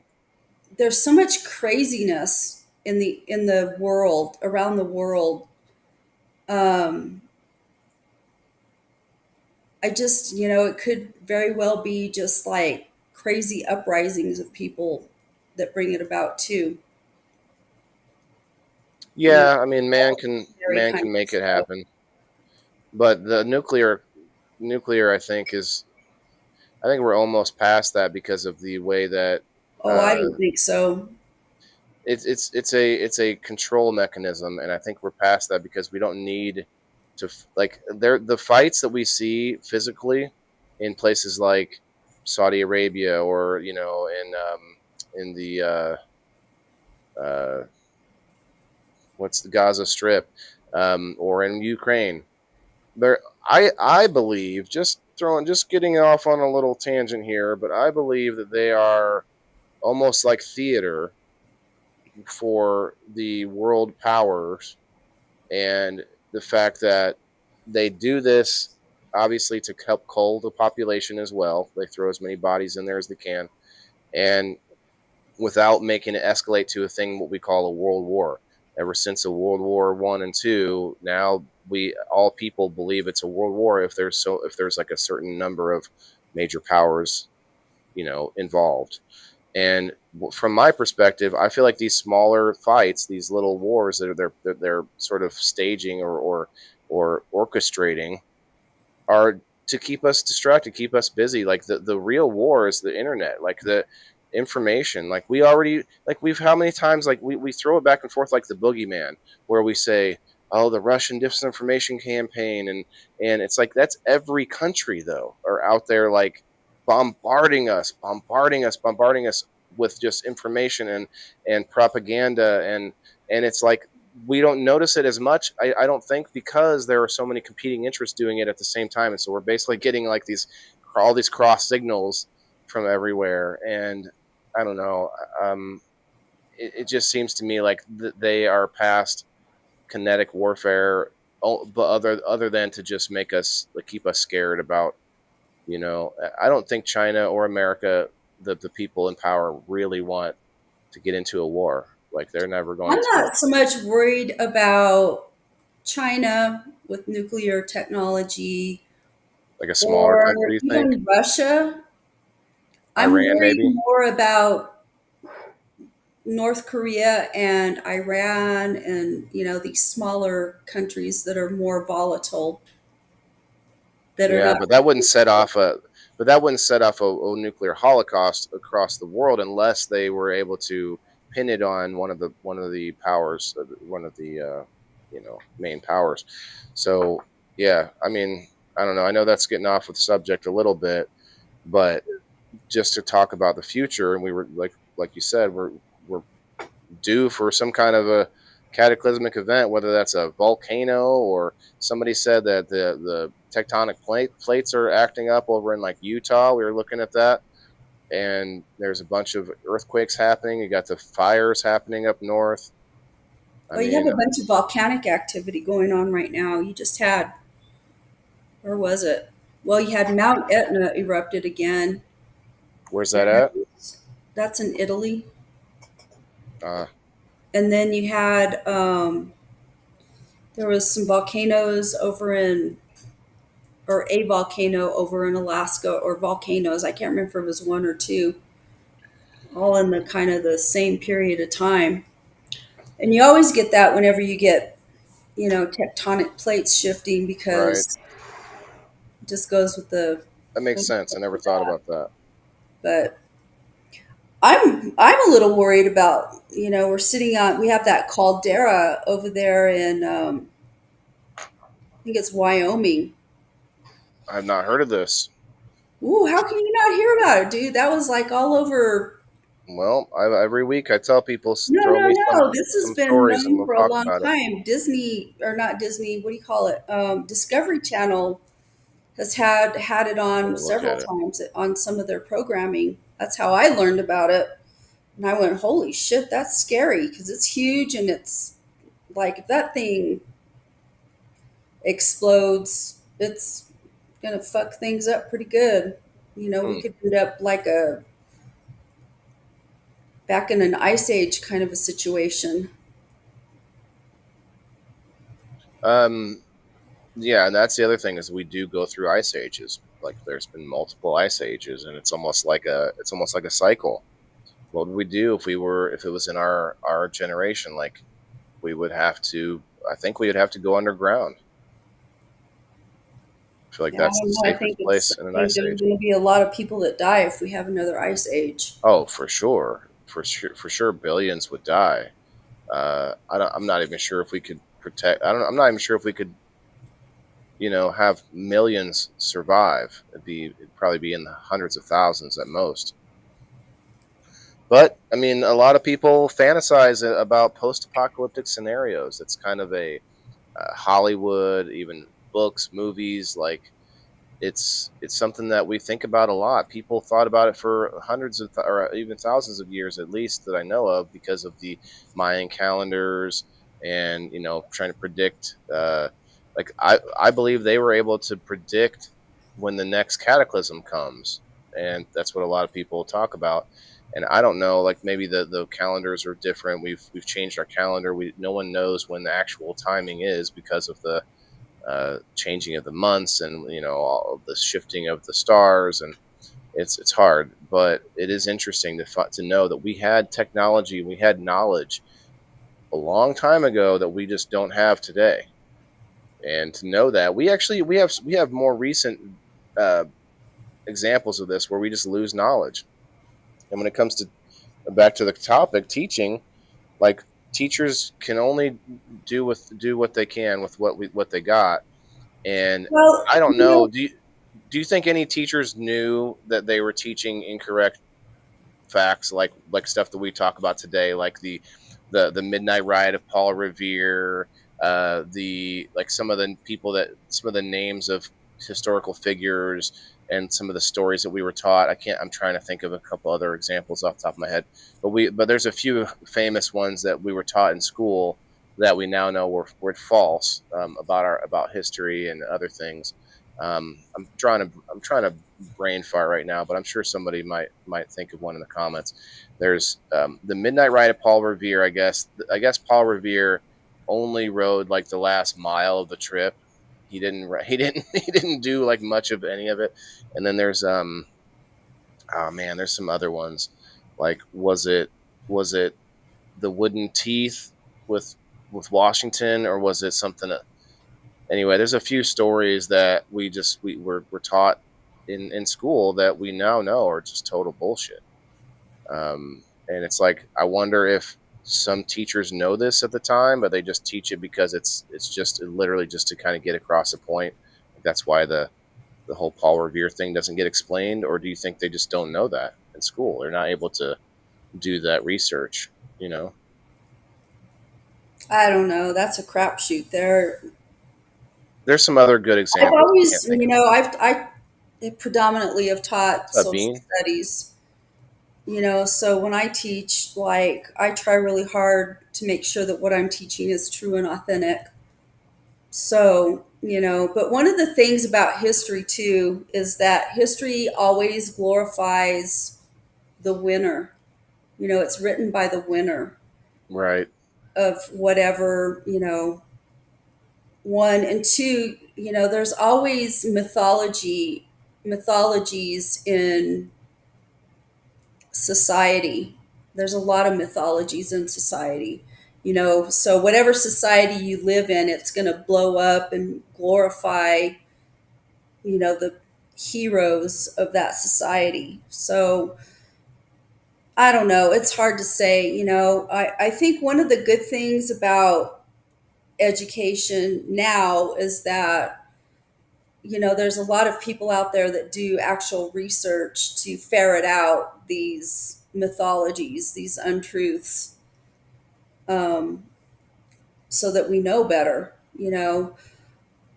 But you also have to keep in mind that knowledge is infinite, and Yeah, there's and no way to teach every fucking thing. There just is no way.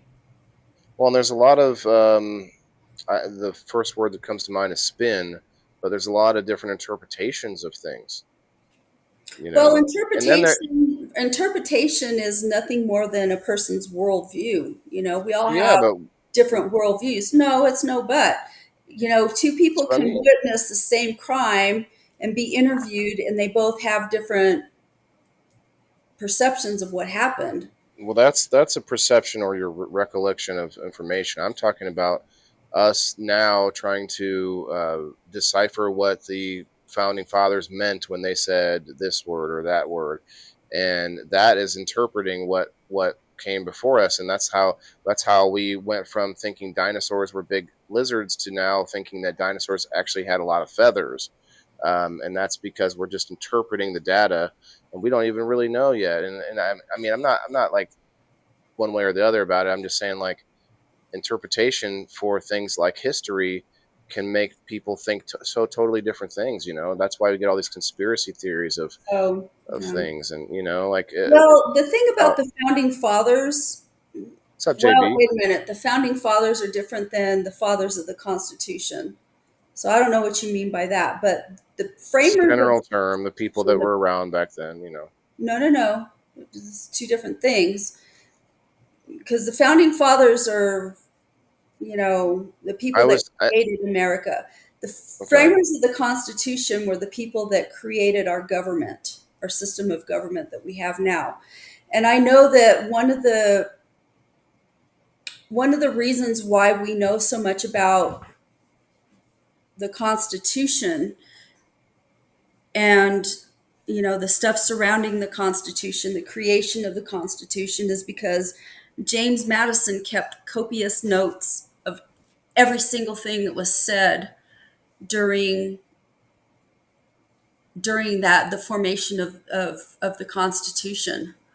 So we know what they were thinking, we know what the arguments were, we know blah blah blah because it was all recorded. I mean, from one person's perspective.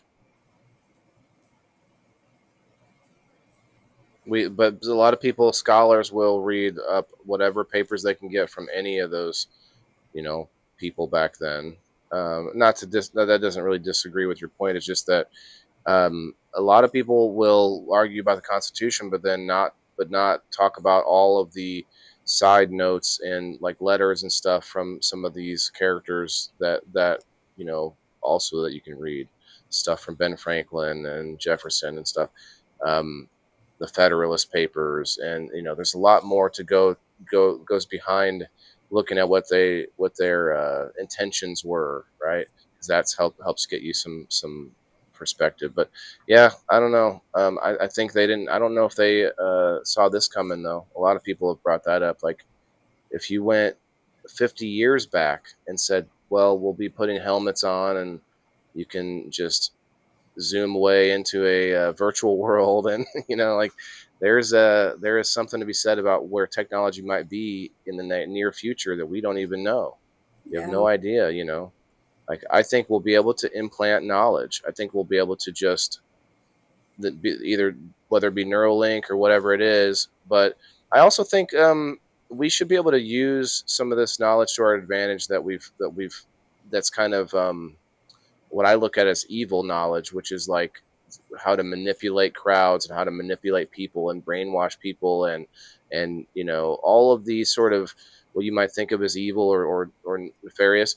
How could we use that stuff to our benefit? Like, could we brainwash kids to be critical thinkers? Like, can you It's unethical to brainwash people. well, that's just the term I use, but like it's a shock, but like could we use like methods of control, but in order to foster responsible young adults? Could we okay, methods of control is a bad way to put it because that's what we do by having them at school, but I don't know, like not brainwash, what's another term for it? Manipulation comes to mind, but that's not right either. I don't know, hypnotism or something. But yeah, I think through technology we'll be able to implant knowledge in the future. I mean, I don't know that people's brains can really handle that, though. Honestly, there's a reason why we only use a certain percentage of our brain. why do you think that is? I don't know, to be honest with you. I haven't looked at the research on that in a very, very long time, but there's a reason why that is. It's not by accident. I think there's a lot of intelligent design in the human, being the way we're made and stuff like that. And I just Can, think that we don't understand a lot of it because it's not like a car engine where you can go in there and take things apart and, listen to little sounds to figure out what's going on or whatever. You can't do that with the brain, at least not yet. not yet, yeah. That would be like an equivalent of taking a car back to the 1700s and they have to figure out how it runs. Like would have no idea where to start. Even taking it apart wouldn't help them. But to our I guess credit, we've been taking bodies apart for a long time, and so Well, yeah, you can take bodies apart, but the brain you can't really do that with because I just mean like we're on the road to discovery. Like if we just in that same analogy, if I took a car back to the 1700s, it would take them, 1,000 years to get to where we are now. Maybe not 1,000 years. They'd probably figure it out a lot faster. You're right. It's much different. I'm just equating it to something that would be very difficult for people to fathom. They would think it's magic, like a cell phone. Okay, how about a cell phone? You take a cell phone back to 1700s, we would probably have cell phones by like way They earlier. burn you at the stake for being over Oh there. yeah, like what? My picture? You've stolen my soul. What kind of sorcery is this? Shit. Ty in the house. What's up, That Ty? would have been my family that did that shit. My family were Puritans. Those freaking Salem witch people, burner people were from that. I don't know if they were actually Puritans, but they were from that. That era or that Well, they were from sect that of. sect of I people. gotcha. Ty says, I think we'd think ourselves out of existence if we could use all of our brain power. I mean, our brain changes over time too. Like, we know that Neanderthals had bigger brains than we do, and supposedly our brains evolved, or at least one answer is that it evolved to need less calories to survive throughout the day because I guess the bigger brain was like draining them of calories and they weren't able to like think as easy or something like that. I don't know, but evidently our brains are smaller now than they used to be. Cheers. Well, having a bigger brain doesn't necessarily mean you're more intelligent. Don't they say like the wrinkles in your brain, like more wrinkles is good? Like you put more wrinkles in your brain by reading and like using your brain. I don't know. It doesn't stop developing till we're 25 years old now. Now, I wonder if that's changed because of our life expectancy. No, still about 25. For females, it's younger. Females' bodies, period, develop quicker than male. Ty, I'll push back on you a little bit here, man. I think, and obviously you're welcome up if you want to try and get on Rumble Studios. You're welcome. But I Oh, would say that as we use more of our brain, I like this. I don't like the theory, but I tend to lean towards this theory of we will use our hands less. We're going to use our mouths less. Eventually, we'll be communicating through telepathy. 100 years from, or 1,000 years from now. But like, I think we'll end up like our like little green men with the big eyes and the big heads, and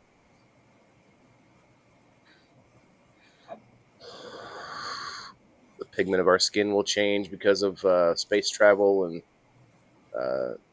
indoor lighting, and I don't know. The more you exercise your brain, yeah. And actually, in this lends itself to the cannabis industry, cannabis world. If you use your brain while using cannabis, you can counteract some of the effect that it causes like a layer of fat to form around your cells, your brain cells, and that's what kind of like cause you a little bit of fog. But I like to use my brain when I'm high, but also I think a lot of people do because it kind of brings out your like unusual thoughts. It brings out like a different creative sort of process as well. But yeah, but back to learning and kids, like I'm always trying to be learning. Like I don't think it stops when you get out of school. oh no, it's a starting. You're just given the basics of whatever. Get on Well, your. when we were talking about AI and teachers leaning on AI, but all people are going to be, and it's going to make us less able to do things on our own. I think it's going to be. We are already that way with our phones and stuff like that.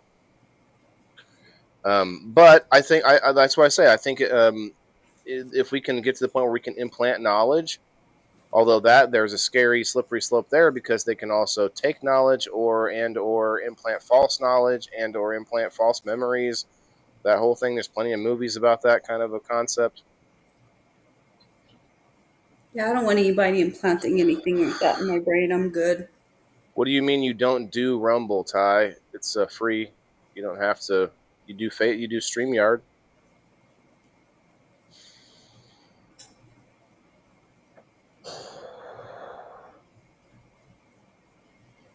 Well, we wouldn't be out of existence if we were like little tiny bodies with big heads and just like we use our brain for all things.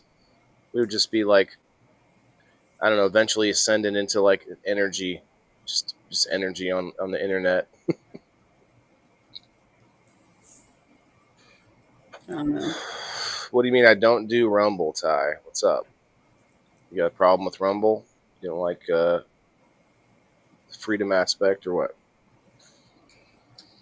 Where are you seeing that at? Facebook. You can see it on my screen. It's kind of Oh, covering my face a little bit. oh, it looks like little ants. Yeah, you got your computer or phone? Computer. Looks like little ants. Yeah, it's really Yeah. little. Well, you could probably zoom in. I don't know if there's a full screen option for. I guess there isn't. Yeah, I don't see it. It's okay. I'm good. If I touch something and fuck things up, I don't want to hear it. So I'm not going to mess with anything. I'll let you read the comments. Ty's got a lot of them. He's writing a book over here about not using our brain as much anymore. So over time, technology replaced with physical things, the things our brains used to be able to do on their own. So you think our brains will get less utilized because of technology? Yep, I think it'll shrink our brains personally. I think it's overloading our brains. I think we are not able to handle all the information and data that we're able to actually see and access. Well, that's why I think the Neuralink thing is a bad idea. It's like there's a reason why our brains are the way that they built the way that they are. Would you say the same thing about a pacemaker or like prosthetic limb or a colostomy bag or anything? No, So there could be a prosthetic use for Neuralink, but then that's just going to be a slippery. That's just going to open the door, and everyone else is going to want it. Maybe not us. Maybe you well, they won't. do have. They do have. I was just reading something recently, but I didn't read the article on it. I just saw it on Facebook actually, but because I belong to some different groups that post scientific kinds of stuff, but they were talking about. I think they implanted something in somebody's brain or something, and for the first time, the person is not paralyzed anymore. I shared it. Lisa says, "Yeah, my friend was going to college and she used to get high before class." And I said, "It doesn't that stop you from being able to concentrate?" And she said, "No, it helps me concentrate." She passed her college classes, so must not hurt any. Yeah, I think everyone's a little different. I think it's kind of like Ritalin or other like ADHD medication, where a normal person it might actually make them hyper, whereas that type of person you'll be actually calm down, sort of opposite effect. I think that's how cannabis is for me. You didn't respond about the Rumble thing, Ty. What's up? Just come up. Elisa will. Come on, Elisa. Lisa's been up on Rumble Studios. And Joe Rogan that got it in Planet. Oh yeah, we got it. We need to pull up the wheel.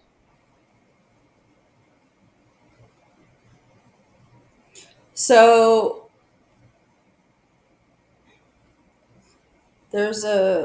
I just saw something, and this was yesterday. A man paralyzed for a decade just walked again because a chip in his brain spoke directly to his spine. He can walk now. Yeah. And this Uh, came out of a hospital. This came out of Switzerland. Neurosurgeons implanted two wireless devices, one on his motor cortex inside of his skull and one on his spinal cord. These implants decode the man's intention to walk and send signals directly to the lower spine, bypassing the damaged area completely. No cables, no external assistance. Within a few weeks of training, the man could walk across a room, climb stairs, and even navigate uneven ground.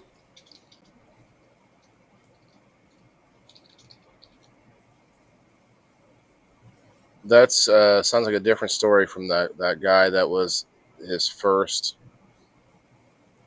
um, his first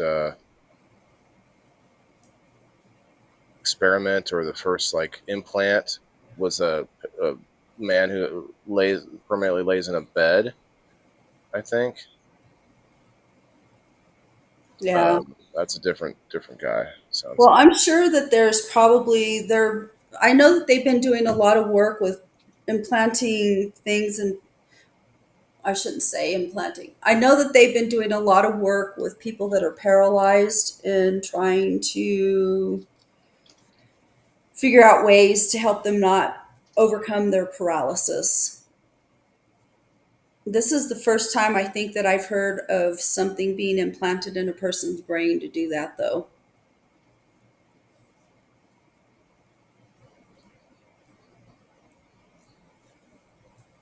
Yep, I knew that's what the first applications were going to be. I actually think I put Ronald on here too many times. And Jess. But I've seen a lot of stuff like what did I see today?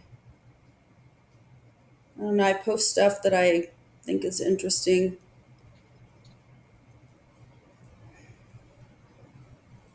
All right, guys, on the Facebook, if you want to get in the door prize, hit that like button. Appreciate everyone who's still hanging out. So this one's coming from UC San Francisco. Scientists found blocking an enzyme can stop breast cancer from spreading and improve treatment success. I have a couple of good friends that are they do research in cancer. I don't know if they're involved in this or not, but possibly because they're out of the San Francisco area. Um, there was another one I just saw. A lot of these are coming from educational institutions.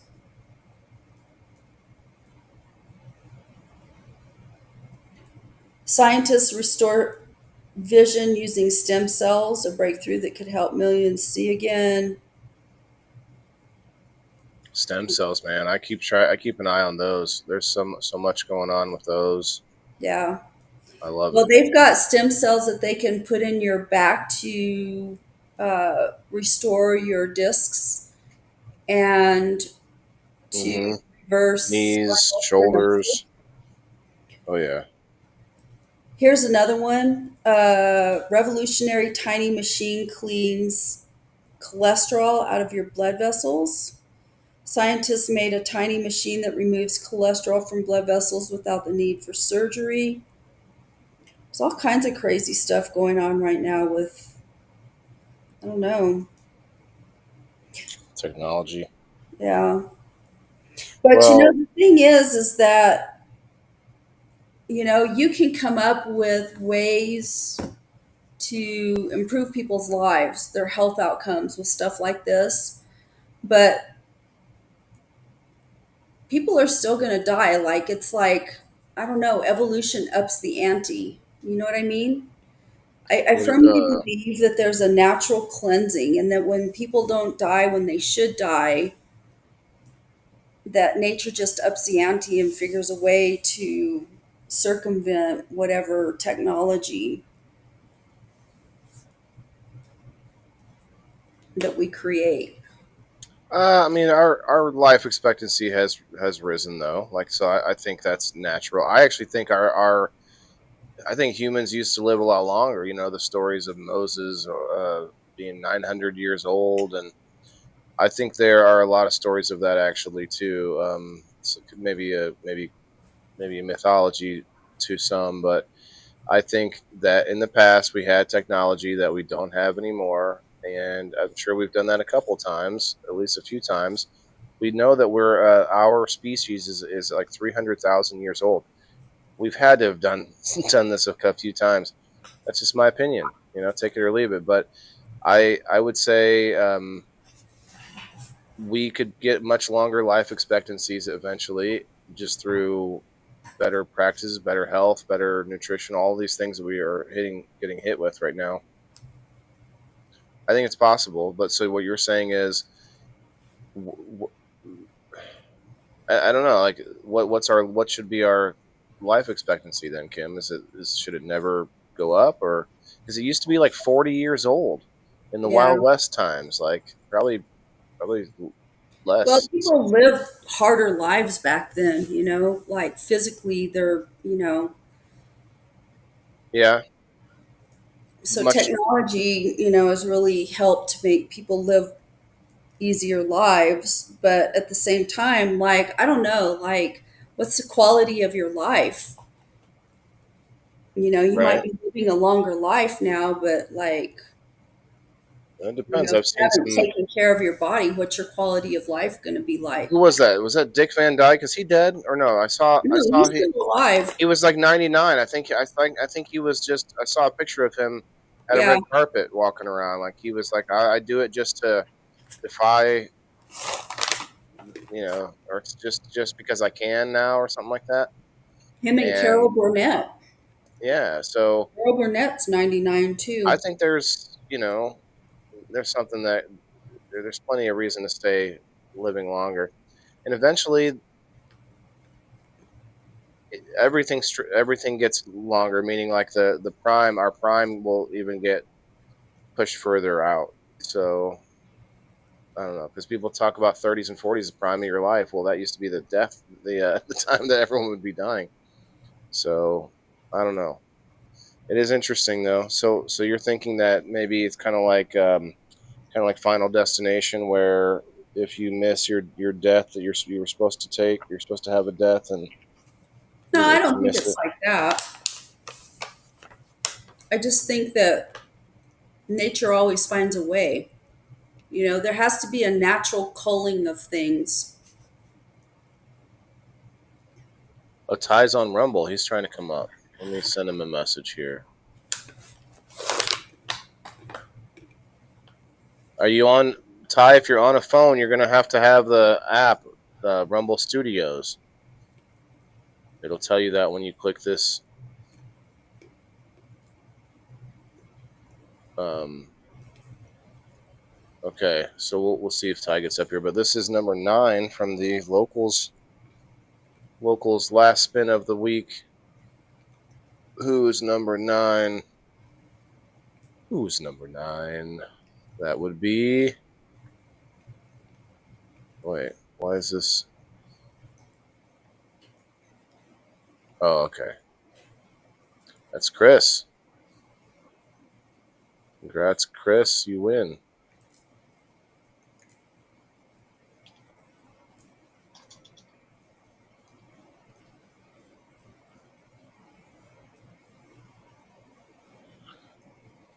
Boom. Chris won the door prize Monday and the number wheel Thursday. Look at that. 2 wins. Okay, the door prize is going to be.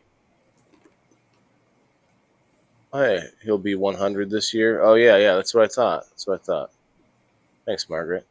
I got to go either be on later or check you after the show. Well, you missed it, Chris. You missed your win.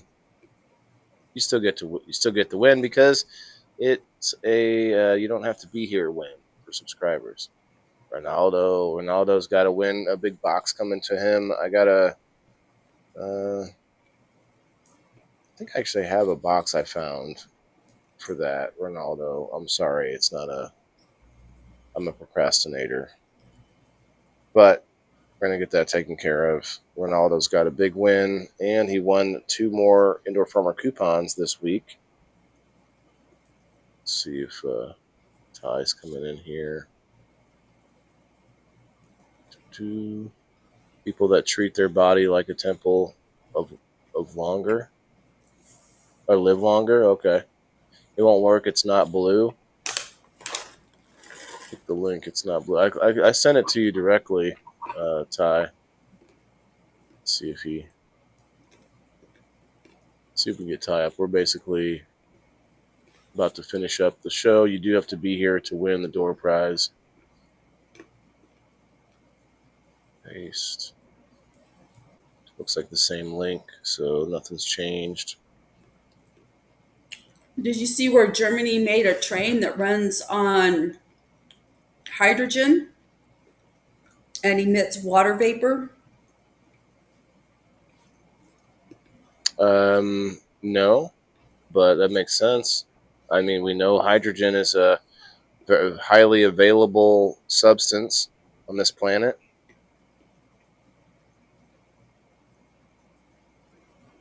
There's a lot of people that say hydrogen is going to be the next fuel source for things like cars and such. I don't know if electronic vehicles will ever fully take over, especially now. I'm sure you're excited about the recent feud going on between Trump and Elon. Why would I be excited about that? I don't know. It's two people that you dislike I having a don't fight. dislike. I don't dislike Elon Musk. Oh, I don't not like now. he's been going around doing what he's done, but I don't dislike him. Doing what? Looking through our books. He didn't do any cuts. He can't make. He just made recommendations, and I don't think any of those cuts are going to happen. So all the liberals that are upset about cutting fraud and stuff like that, I don't think it's going to happen. Here's my take on what's going on with Elon Musk. Elon Musk is a linear thinker when it comes to stuff because of his autism. So he's got this black or white way of looking at things, which is cool. Black and white's not necessarily a bad thing. I understand where he's coming from because I have a background in business. So I get a lot of this stuff. Here's my problem with it. In my opinion, it's all a dog and pony show. And you're going to see that the majority of the people that were cut are not going to be really cut in reality.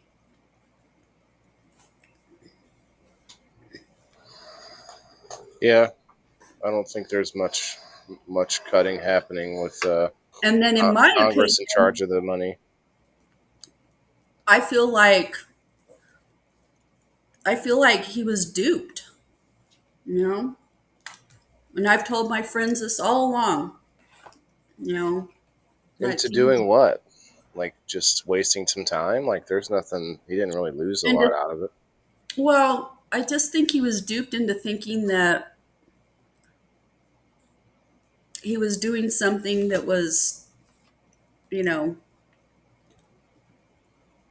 helpful or something. I don't know. I don't know quite the words. I mean, he's doing a lot of different things that are helpful besides that. No. I'm not talking about all of his other stuff. I'm just saying like he didn't need that to feel helpful. No, but I think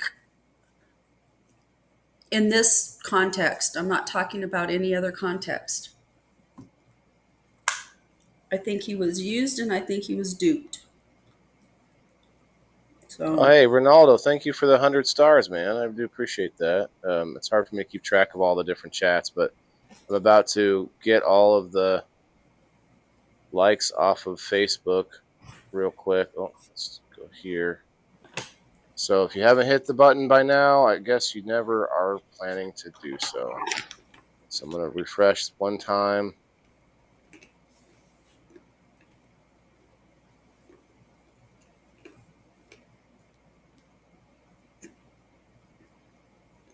In this, what? I don't see the current screen. What'd you say? What? Are you talking to me? Yeah, all I heard was, it's never mind. It was the video here as I refreshed the screen. I heard you talking. Oh. It was past you. Not now, but now then. All right, speaking of now then, while we have a few people in the house still, guys, I'm going to go to locals after this, watch some comedies. Hey, you're off. You want to hang out with us on locals for a few minutes, Kim? No, I'm tired, dude. Like I still wake up early. And I'm doing I'm doing like a lot of physical labor. It's so hot here during the day. I can't work past 10 o'clock outside because it's freaking hot. So all of my heavy duty shit that I got to do has to be done in the morning when it's cool. I planted today alone. I planted 3 trees, which means I dug Good luck, 3 everybody. holes that were 3 feet by 3 feet.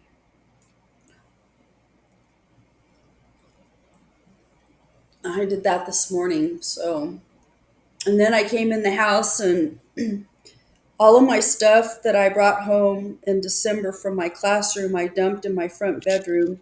Oh, jeez. So I came in after I worked outside and I went through all of that stuff and kind of rearranged it because it was just everywhere.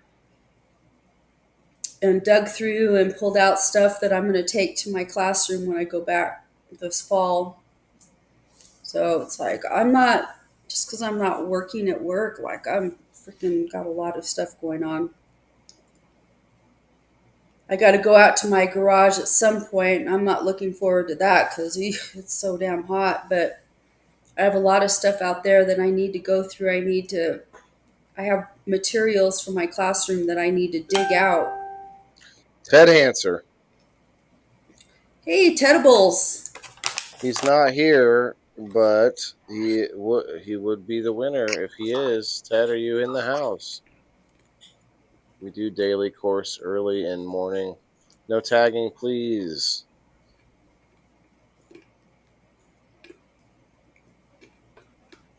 Ted is a member. I'm actually starting to think for the door prize, I may allow tagging for just people who are subscribers. If they have the moment to come back quick enough to win. I'm thinking about it. Not this, maybe not tonight, but give him a minute or so. Well, I did see him earlier. I didn't see any comments though, but thanks for hitting that like button for everybody that did. You don't have to be here for the door prize, but I just try to, give something to those that hung out the whole time. Let's see a hashtag WTIF in the comments for anybody that's still hanging out in the building. And let me know if you plan to come over to Locals for a little bit. We're going to watch some Kill Tony. He's got a British comedian on with him tonight. I forget his name. Funny guy. Kim, you should just for 10 minutes, come on over. It's a good time. We laugh, we cry, we break bread. Actually, I don't really even talk much. We just listen. We watch different things, music videos. Kim, if you were there, what music video would you request? Jeez, I don't know. I haven't watched a music video in a million years. Okay, well, make it simple. Just what song would you request? But we would look for it to see if there's a music video. Kyle, thanks, my guy. Margaret. What's up, Jamie? I don't know. Yeah, when I go out with my dog, everything cuts out. Sorry, bro. All right. Oh, Ted, sorry. Ted's not here. Ted's not here, man.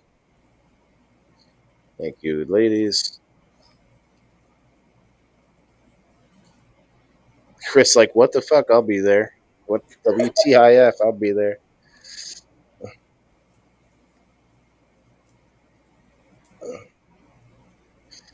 Yeah, I want to shout out to my Rumblers this week. I've had a hell of a good showing so far this month on Rumble. Guys, I'm really excited about game night. I haven't been talking about it yet this episode, but I'm super excited. JB's in the house. She's on the screen there. Hashtag WTIF. She's our winner from last week. Kim, you might like this game. It's called Police Lineup. Oh, yeah? Yeah, and it's only going to get better. I already have some plans on how to make it better. Basically, there's a lineup of random people and all sorts of fucked up looking people and different costumes. There was a Dracula, robots, spacemen, aliens, all these different people. I'm going to have to make new ones. But you basically have to pick the I read a story about last time I made up different crimes, but this time I'm going to find some good crime stories. Big Mike, are you in the house? I'm going to look up some crime actual stories, and we're going to read like short ones. And then the players will have to pick out of the lineup which one did it. And then we move to the next lineup. It worked out pretty well. Kayla, shouts out Kayla and Miss JB, both being their first time on screen and both playing the game for the first time. So it was fun. Ever been a police lineup you've never really lived? I've never been in a police lineup. No, can't say I have. Has anyone else been in a police lineup? Chris, I bet you'd like this game. Chris has been playing the last few games. We need more players out there, guys. Looking for you streamers out there. Oh, hold on. Let me see if Ty, I'm not on the right screen in case he's trying to get in. No, not seeing it. He does this every week though. We need Ty, if you're listening, man. We need to get together. Like, you need to pop in on a night when or earlier before the show starts or something, so that we can get time to get you in, because it's doable. I mean, if Kim can do it, just kidding. If I can do it, yeah, it's not that bad. It just takes a minute to figure out. It's hard to do on the spot when we're actually live, so is what it is. All right, Big Mikey is not here. Gonna have to remove him. Oh my God, here's one. 3D printed corneas could restore sight to millions worldwide. Oh wow, That's crazy. 3D printed cornea. What would they use? What kind of material would they use? I don't know. Well, they're printing all sorts of like organs, and printing meat. Bio made from stem cells, alginate, and collagen.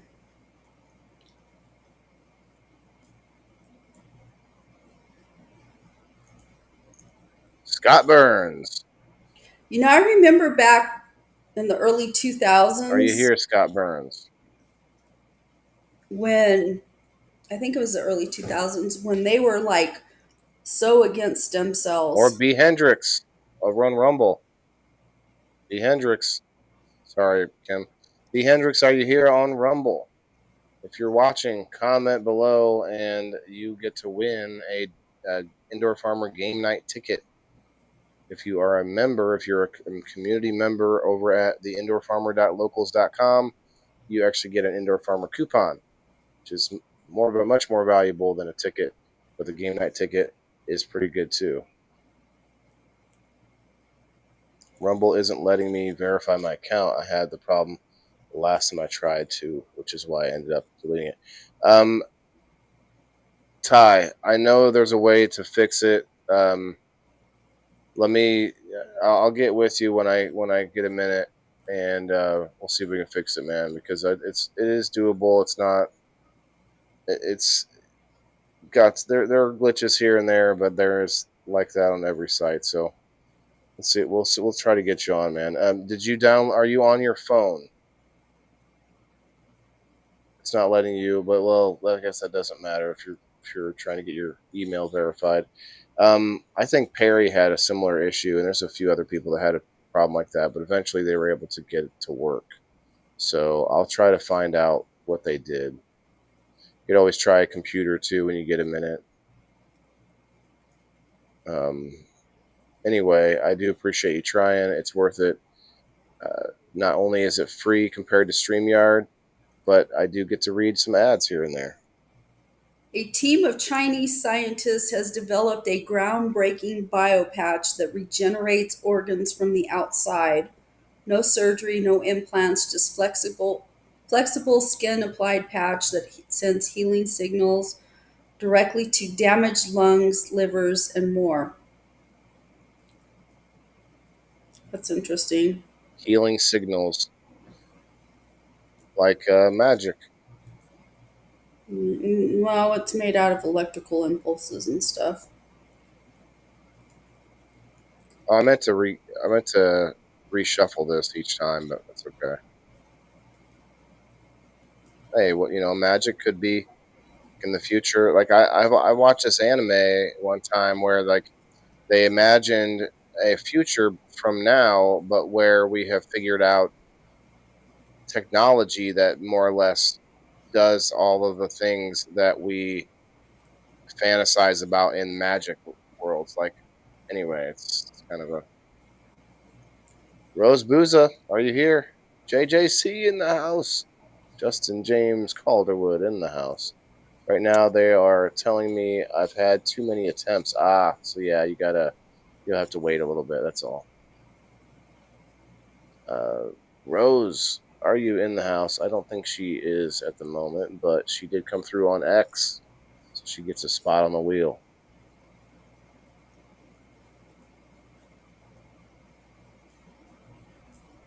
Justin, you're a subscriber. I'm gonna add you to the wheel because I know you're gonna hit that like button. And I don't think Rose is here, so we're gonna shuffle. We're gonna add Justin to the wheel.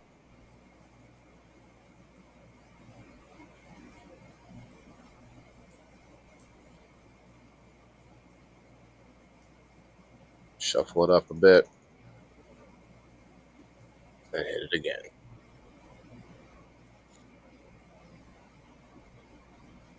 Kick it. Down, down, down, down, down. So yeah, we can listen to any music we want over there. You never did tell me a song, Kim. That's because I can't think of that right now. Well, it's hard because we'll be sitting there. I'll be going. Well, does anyone else have a song idea or a request? And someone will bring up a song, and then that will like open my or like memory to like, oh yeah, I remember this one too. And then and we all just kind of vibe together, like listening to what each other's song picks. It's fun, and then we go and listen to some comedy or something. Jess Rosebud, are you in the house? Pretzel Stronghold, Pretzel Rosebud, Bud, Pretzel Rose. Jess, are you here? I think she said she had to shut off the internet or something. She was done with the internet today.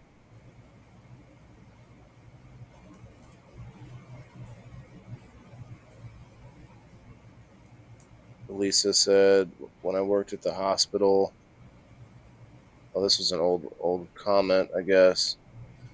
It said if we come up with an invention that would help us get into or get it patented, making the medical field. Or okay, interesting.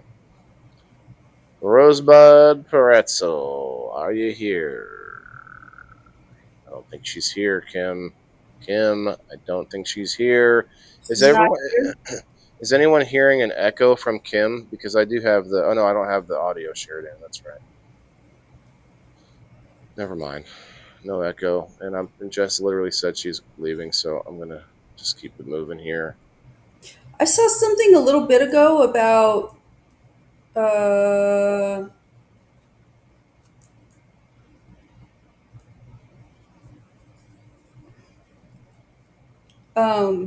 today's Jason's birthday. Jason who? Jason. Putnam? Yeah. I tagged him earlier, but I don't know. He doesn't talk to me anymore. A bunch of people don't. I don't know what happened. Hey guys, listen out there. If you're listening to this, if you got some kind of problem with me, come and talk to me about it before you throw me out of your life. Why not? Anyway, I saw something a little while ago about they found the switch to turn off anxiety in your brain without any side effects. Oh, really? But I can't find where I saw it. Oh, invite to the live? Okay. Well, there's a pinned one down there, Ty. I'll put the link out one more time there. Wayne Cruz, are you here? Wayne Cruz came in and said, that's a lot of boxes, ... I don't know if he's making some kind of a funny. Was he making a funny? I don't know. But then he hit the like button. That's how he got on this wheel. So, Wayne Cruz, you're throwing me confusing signals, my guy. Come on back. Ty put all the work in to come on the screen. We want to see you come up too, Wayne. Come on up. So Ty, when you come up, you'll see. Oh, thanks, Justin. There's no. You know what? I'm gonna add you again because I see you on the Rumble now. Wayne's not here either. But thank you, Wayne, for coming by.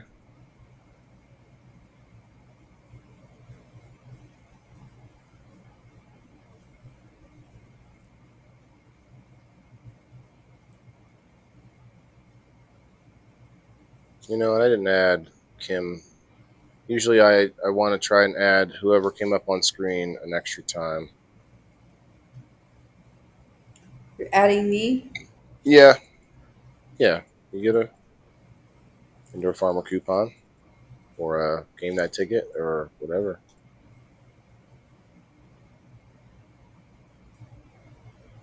Rad by Chris Webby. Okay, I've been hearing some Chris Webby lately, Justin. Yeah, I can't listen to it here. It's going to have to be in the locals after show because we're on Facebook still. I'm verified now, but can't find your live on the. Can I just? What's your name over there? At the Indoor Farmer. If somebody would like to post the link on Facebook, it'd be great. All I have is the studio open here, which I can send you the link directly again. You shouldn't need my live stream to do that. You just need this link now for Rumble Studios.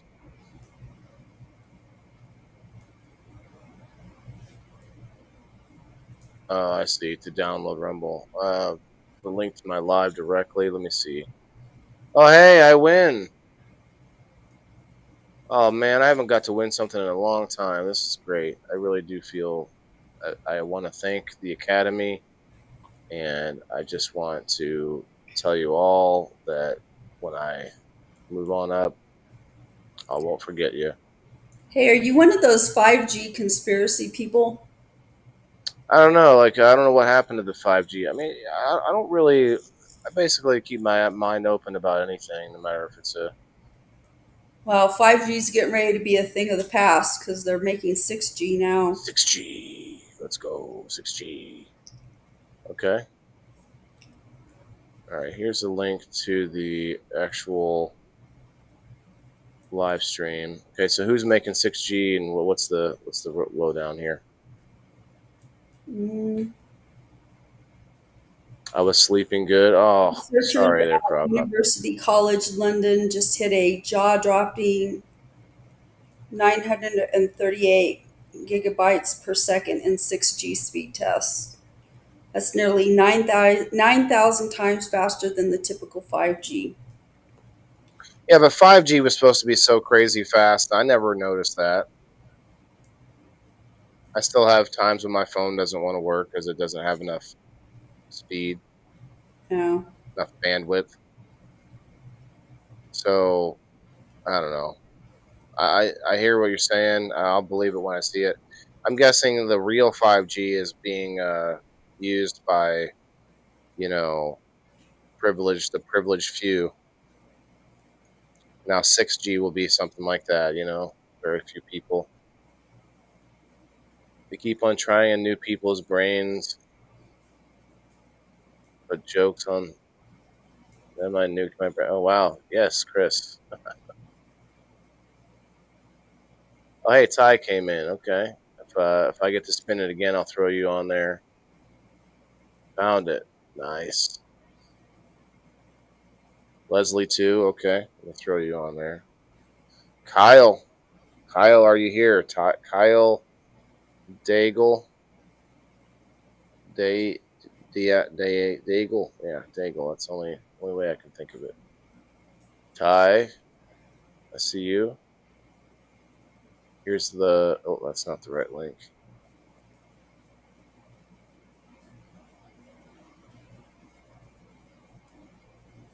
I'm going to stay on for a little bit to see if we can get Ty up here.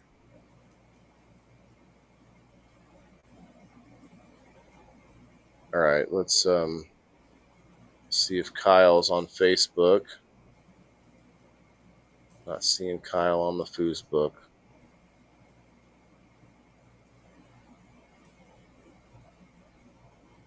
Well, let's add Leslie twice because he's on Facebook now. And Ty from the Rumble.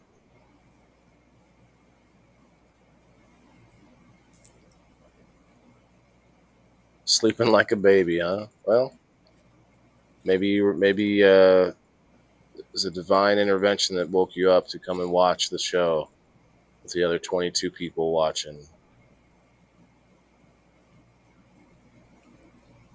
Let's go. 2 more people in the house, guys. 1 more person in the house. Let's go. Need 1 more.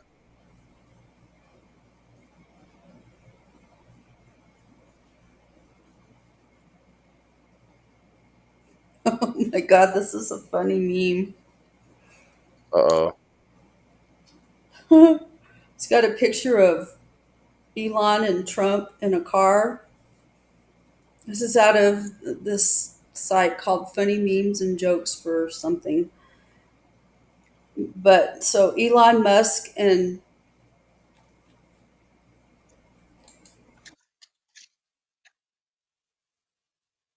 What was the joke? I'm sorry. hold on. Okay. So anyway, Elon Musk and Trump are sitting in this car and it says first messy Kyle, I am going to give you a game night ticket, man. And Justin is here, and he also is a subscriber. So Justin gets an Indoor Farmer coupon. Kim, I can't hear you. Did I lose you? Can you hear me? Can you hear me? Hello? Uh-oh, I might have to reboot my screen. Hold on. Can you hear me?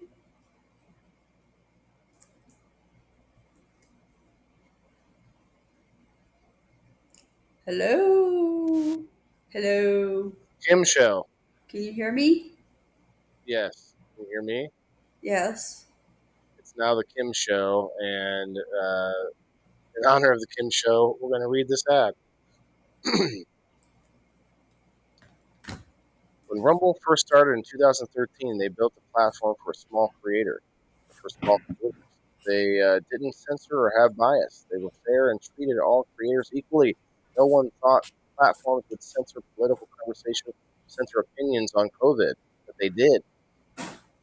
Facebook admitted they fell to pressure from the Biden-Harris administration. Rumble did not. They held the line. They are attacked daily for giving us a voice to talk to you. They are attacked in corporate media. They are attacked by governments like France. They are attacked from brand advertisers who refuse to work with them. You know, like the big dogs out there that we all know are selling us poison. Corporate America is fighting to remove speech. Rumble is fighting to keep it. Rumble won't survive with brand advertisers. They don't get much of it. Watching our show on Rumble is the most they can ask from you.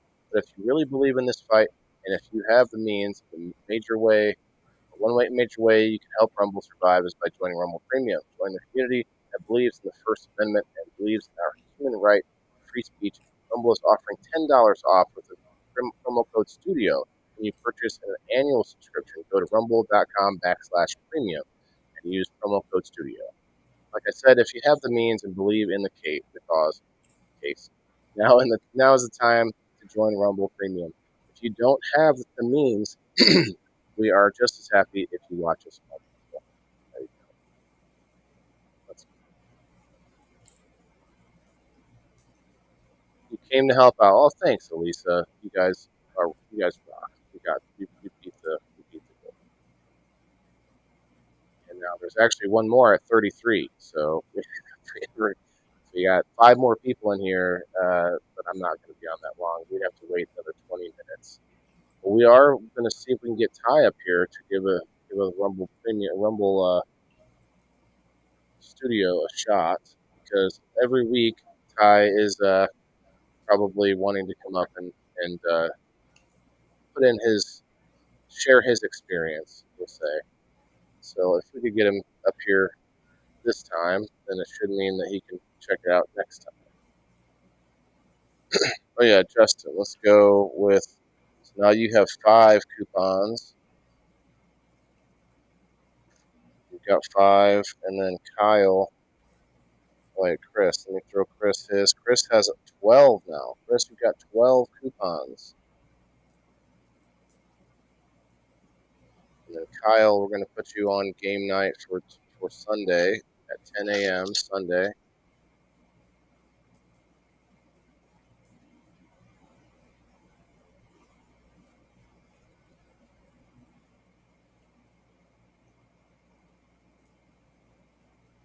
With a game night ticket, which you do not have to be there for the win.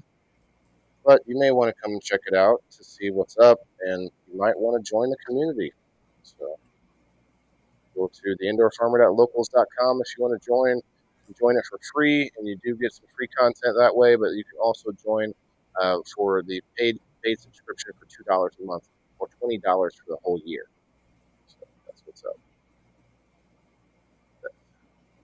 That dog needs CPR? Maybe. Here you go, Leslie. Kim, check this out.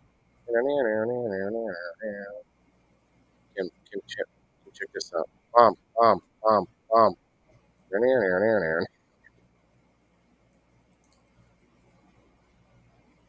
He's just like,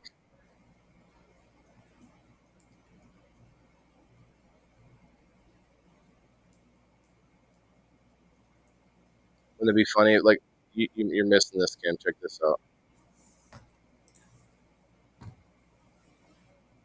Oh, your dog. Wouldn't it be funny though? I did that twice, right? Lifted it up, and then the third time I lifted it up and I dropped it, and he goes, "Up." It was, I think it was the wrestler. Was it Hacksaw Jim Duggan, or who was it? Where like they'd raise his arm and pretend like he's passed out. And the third raise, it was Hulk Hogan. Yeah, he would. There you go.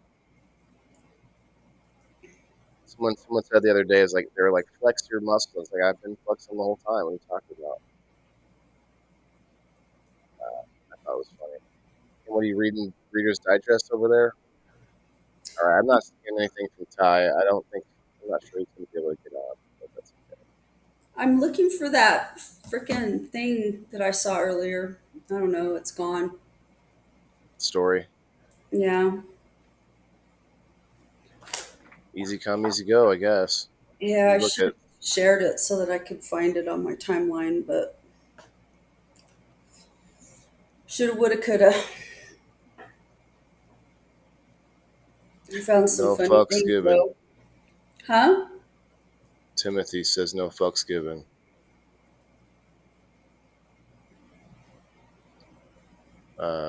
Who said? Wait, Margaret said you yes, but you didn't. Oh yeah, that's right. John Doe did win. He did. His name came up on the wheel, and he wasn't here. Wasn't here. Every time, John.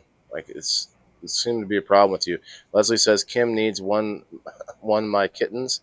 I have 3 natural bobtailed minks. Bobtailed minks.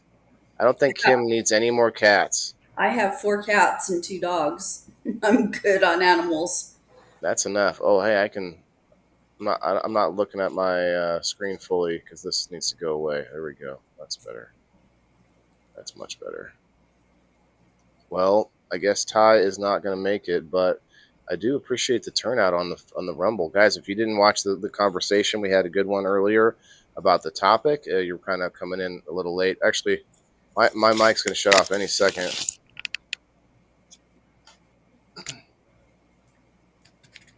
But anyway, I encourage you to go and watch the earlier portion of the show. Leave a comment underneath the post on Rumble. It's a permanent comment section versus the live chat that we're in now. I'm going to have to glue these little clips back together because they don't want to, not going to want to stay.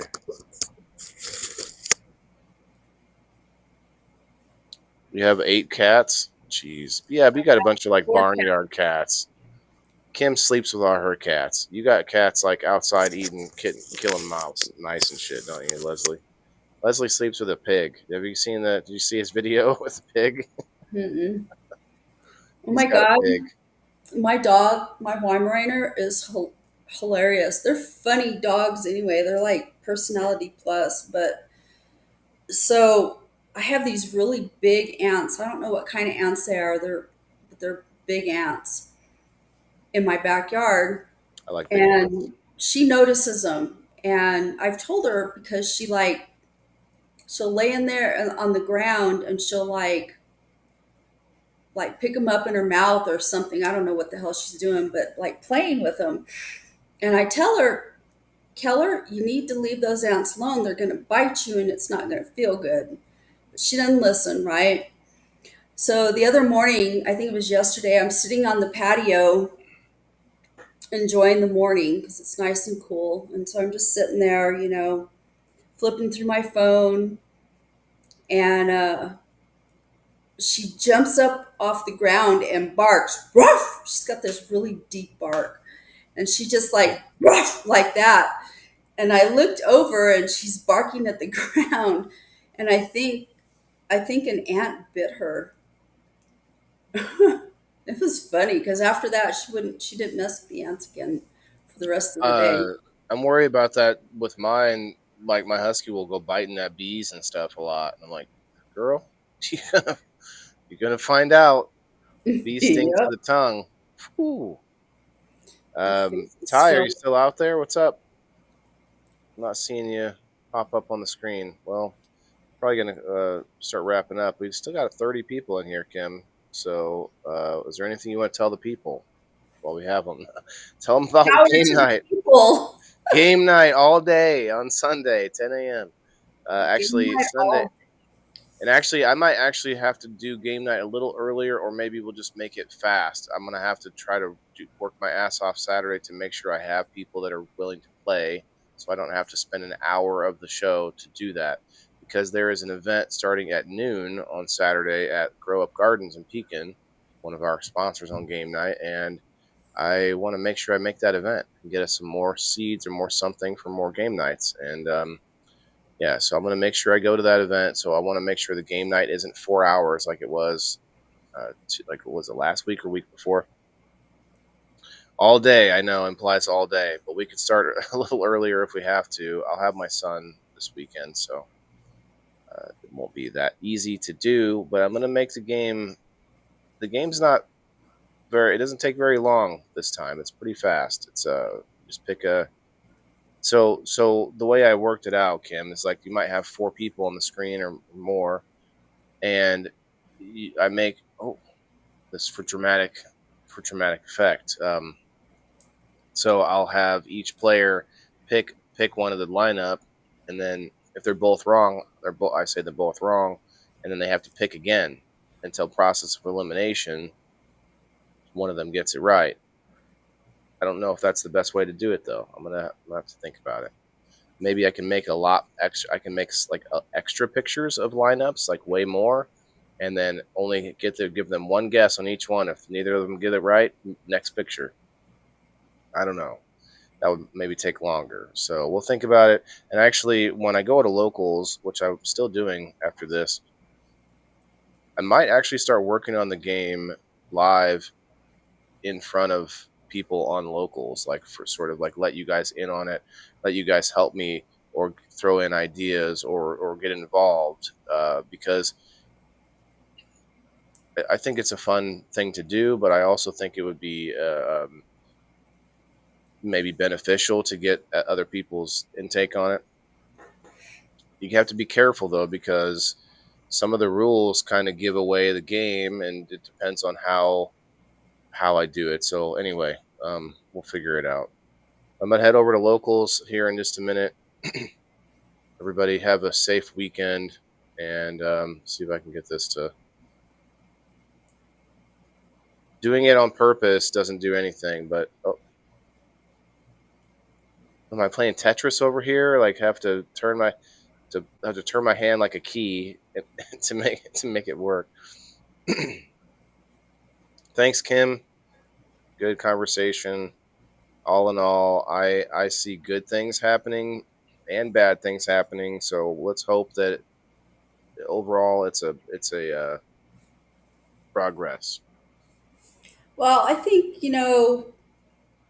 anything that makes people's brains work is good, but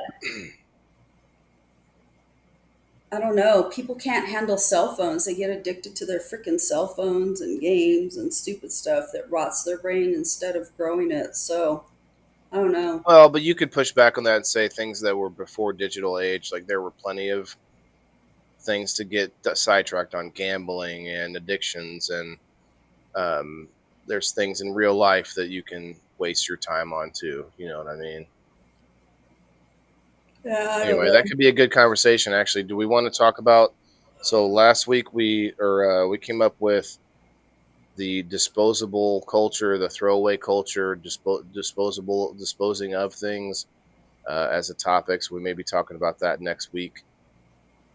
Let us know in comments or let me know in the group chat, the group channel on Facebook Messenger, the Maccabees Live Market group channel.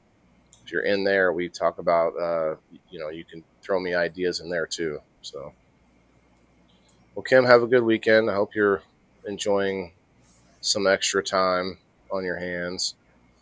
It's nice being leisurely. Like, usually, during the weekday, I get up at 5 and have a bunch of chores to do, and then I rush out of the house and go to work, and then it's just like a frenzy. I don't have that. So I have some leisure time where I can actually, you know, sit out on my patio and just relax and enjoy the morning and be amused by my animals playing with fucking ants.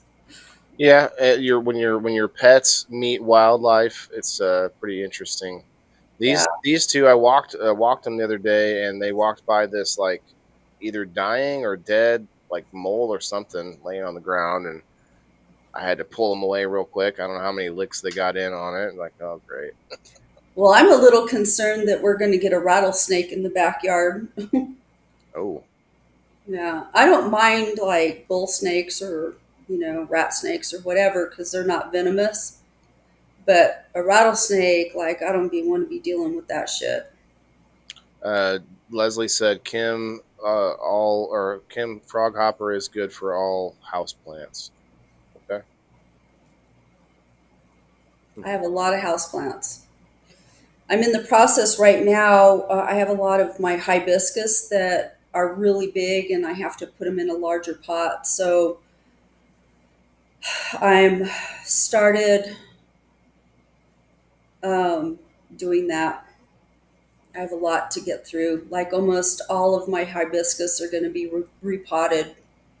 I have a whole bunch of landscaping I'd love to just get rid of. People will take it too. There's people that like to get that stuff, a bunch of flowers and stuff. I want to get rid of all of it because it's in the way of the dogs, and it just makes a bunch of weeds. And the dogs walking through all that, and just anyway. Thanks, Kim. I'll let you go. We're past your bedtime, but we're gonna head to locals for the after sesh. So follow me over there, guys. I'll be there in just a minute. I'm gonna set up the stream. And we'll see you later, Kim. Let me know if you want to play. Definitely looking for players, especially people that have played before, because you know the deal. Otherwise, we'll see you later. Either way, Kim, I appreciate it. Yeah. And guys, if you haven't followed the channel, I did get a couple follows today. Thank you on the Rumble, and we did hit over 5K on my profile on Facebook.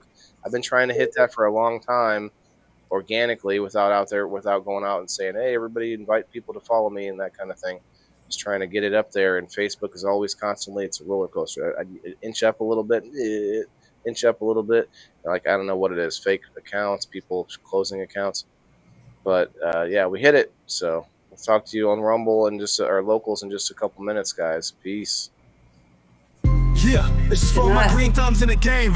Wailing the indoor farmer, check my name. Sustainability, we about to reclaim. This is how we do it, keep it in the frame. I'm wailing the farmer, the indoor king. Living off the grid, what the city can't bring. Got my hydro set up, my LED lights. Growing all my greens, all through the night. Self-sustained, that's the mission. Growing my own. I thought Sue Ellen was the one from Little House on the Prairie. Maybe. Is there like a John Girl? I don't know. Anyway.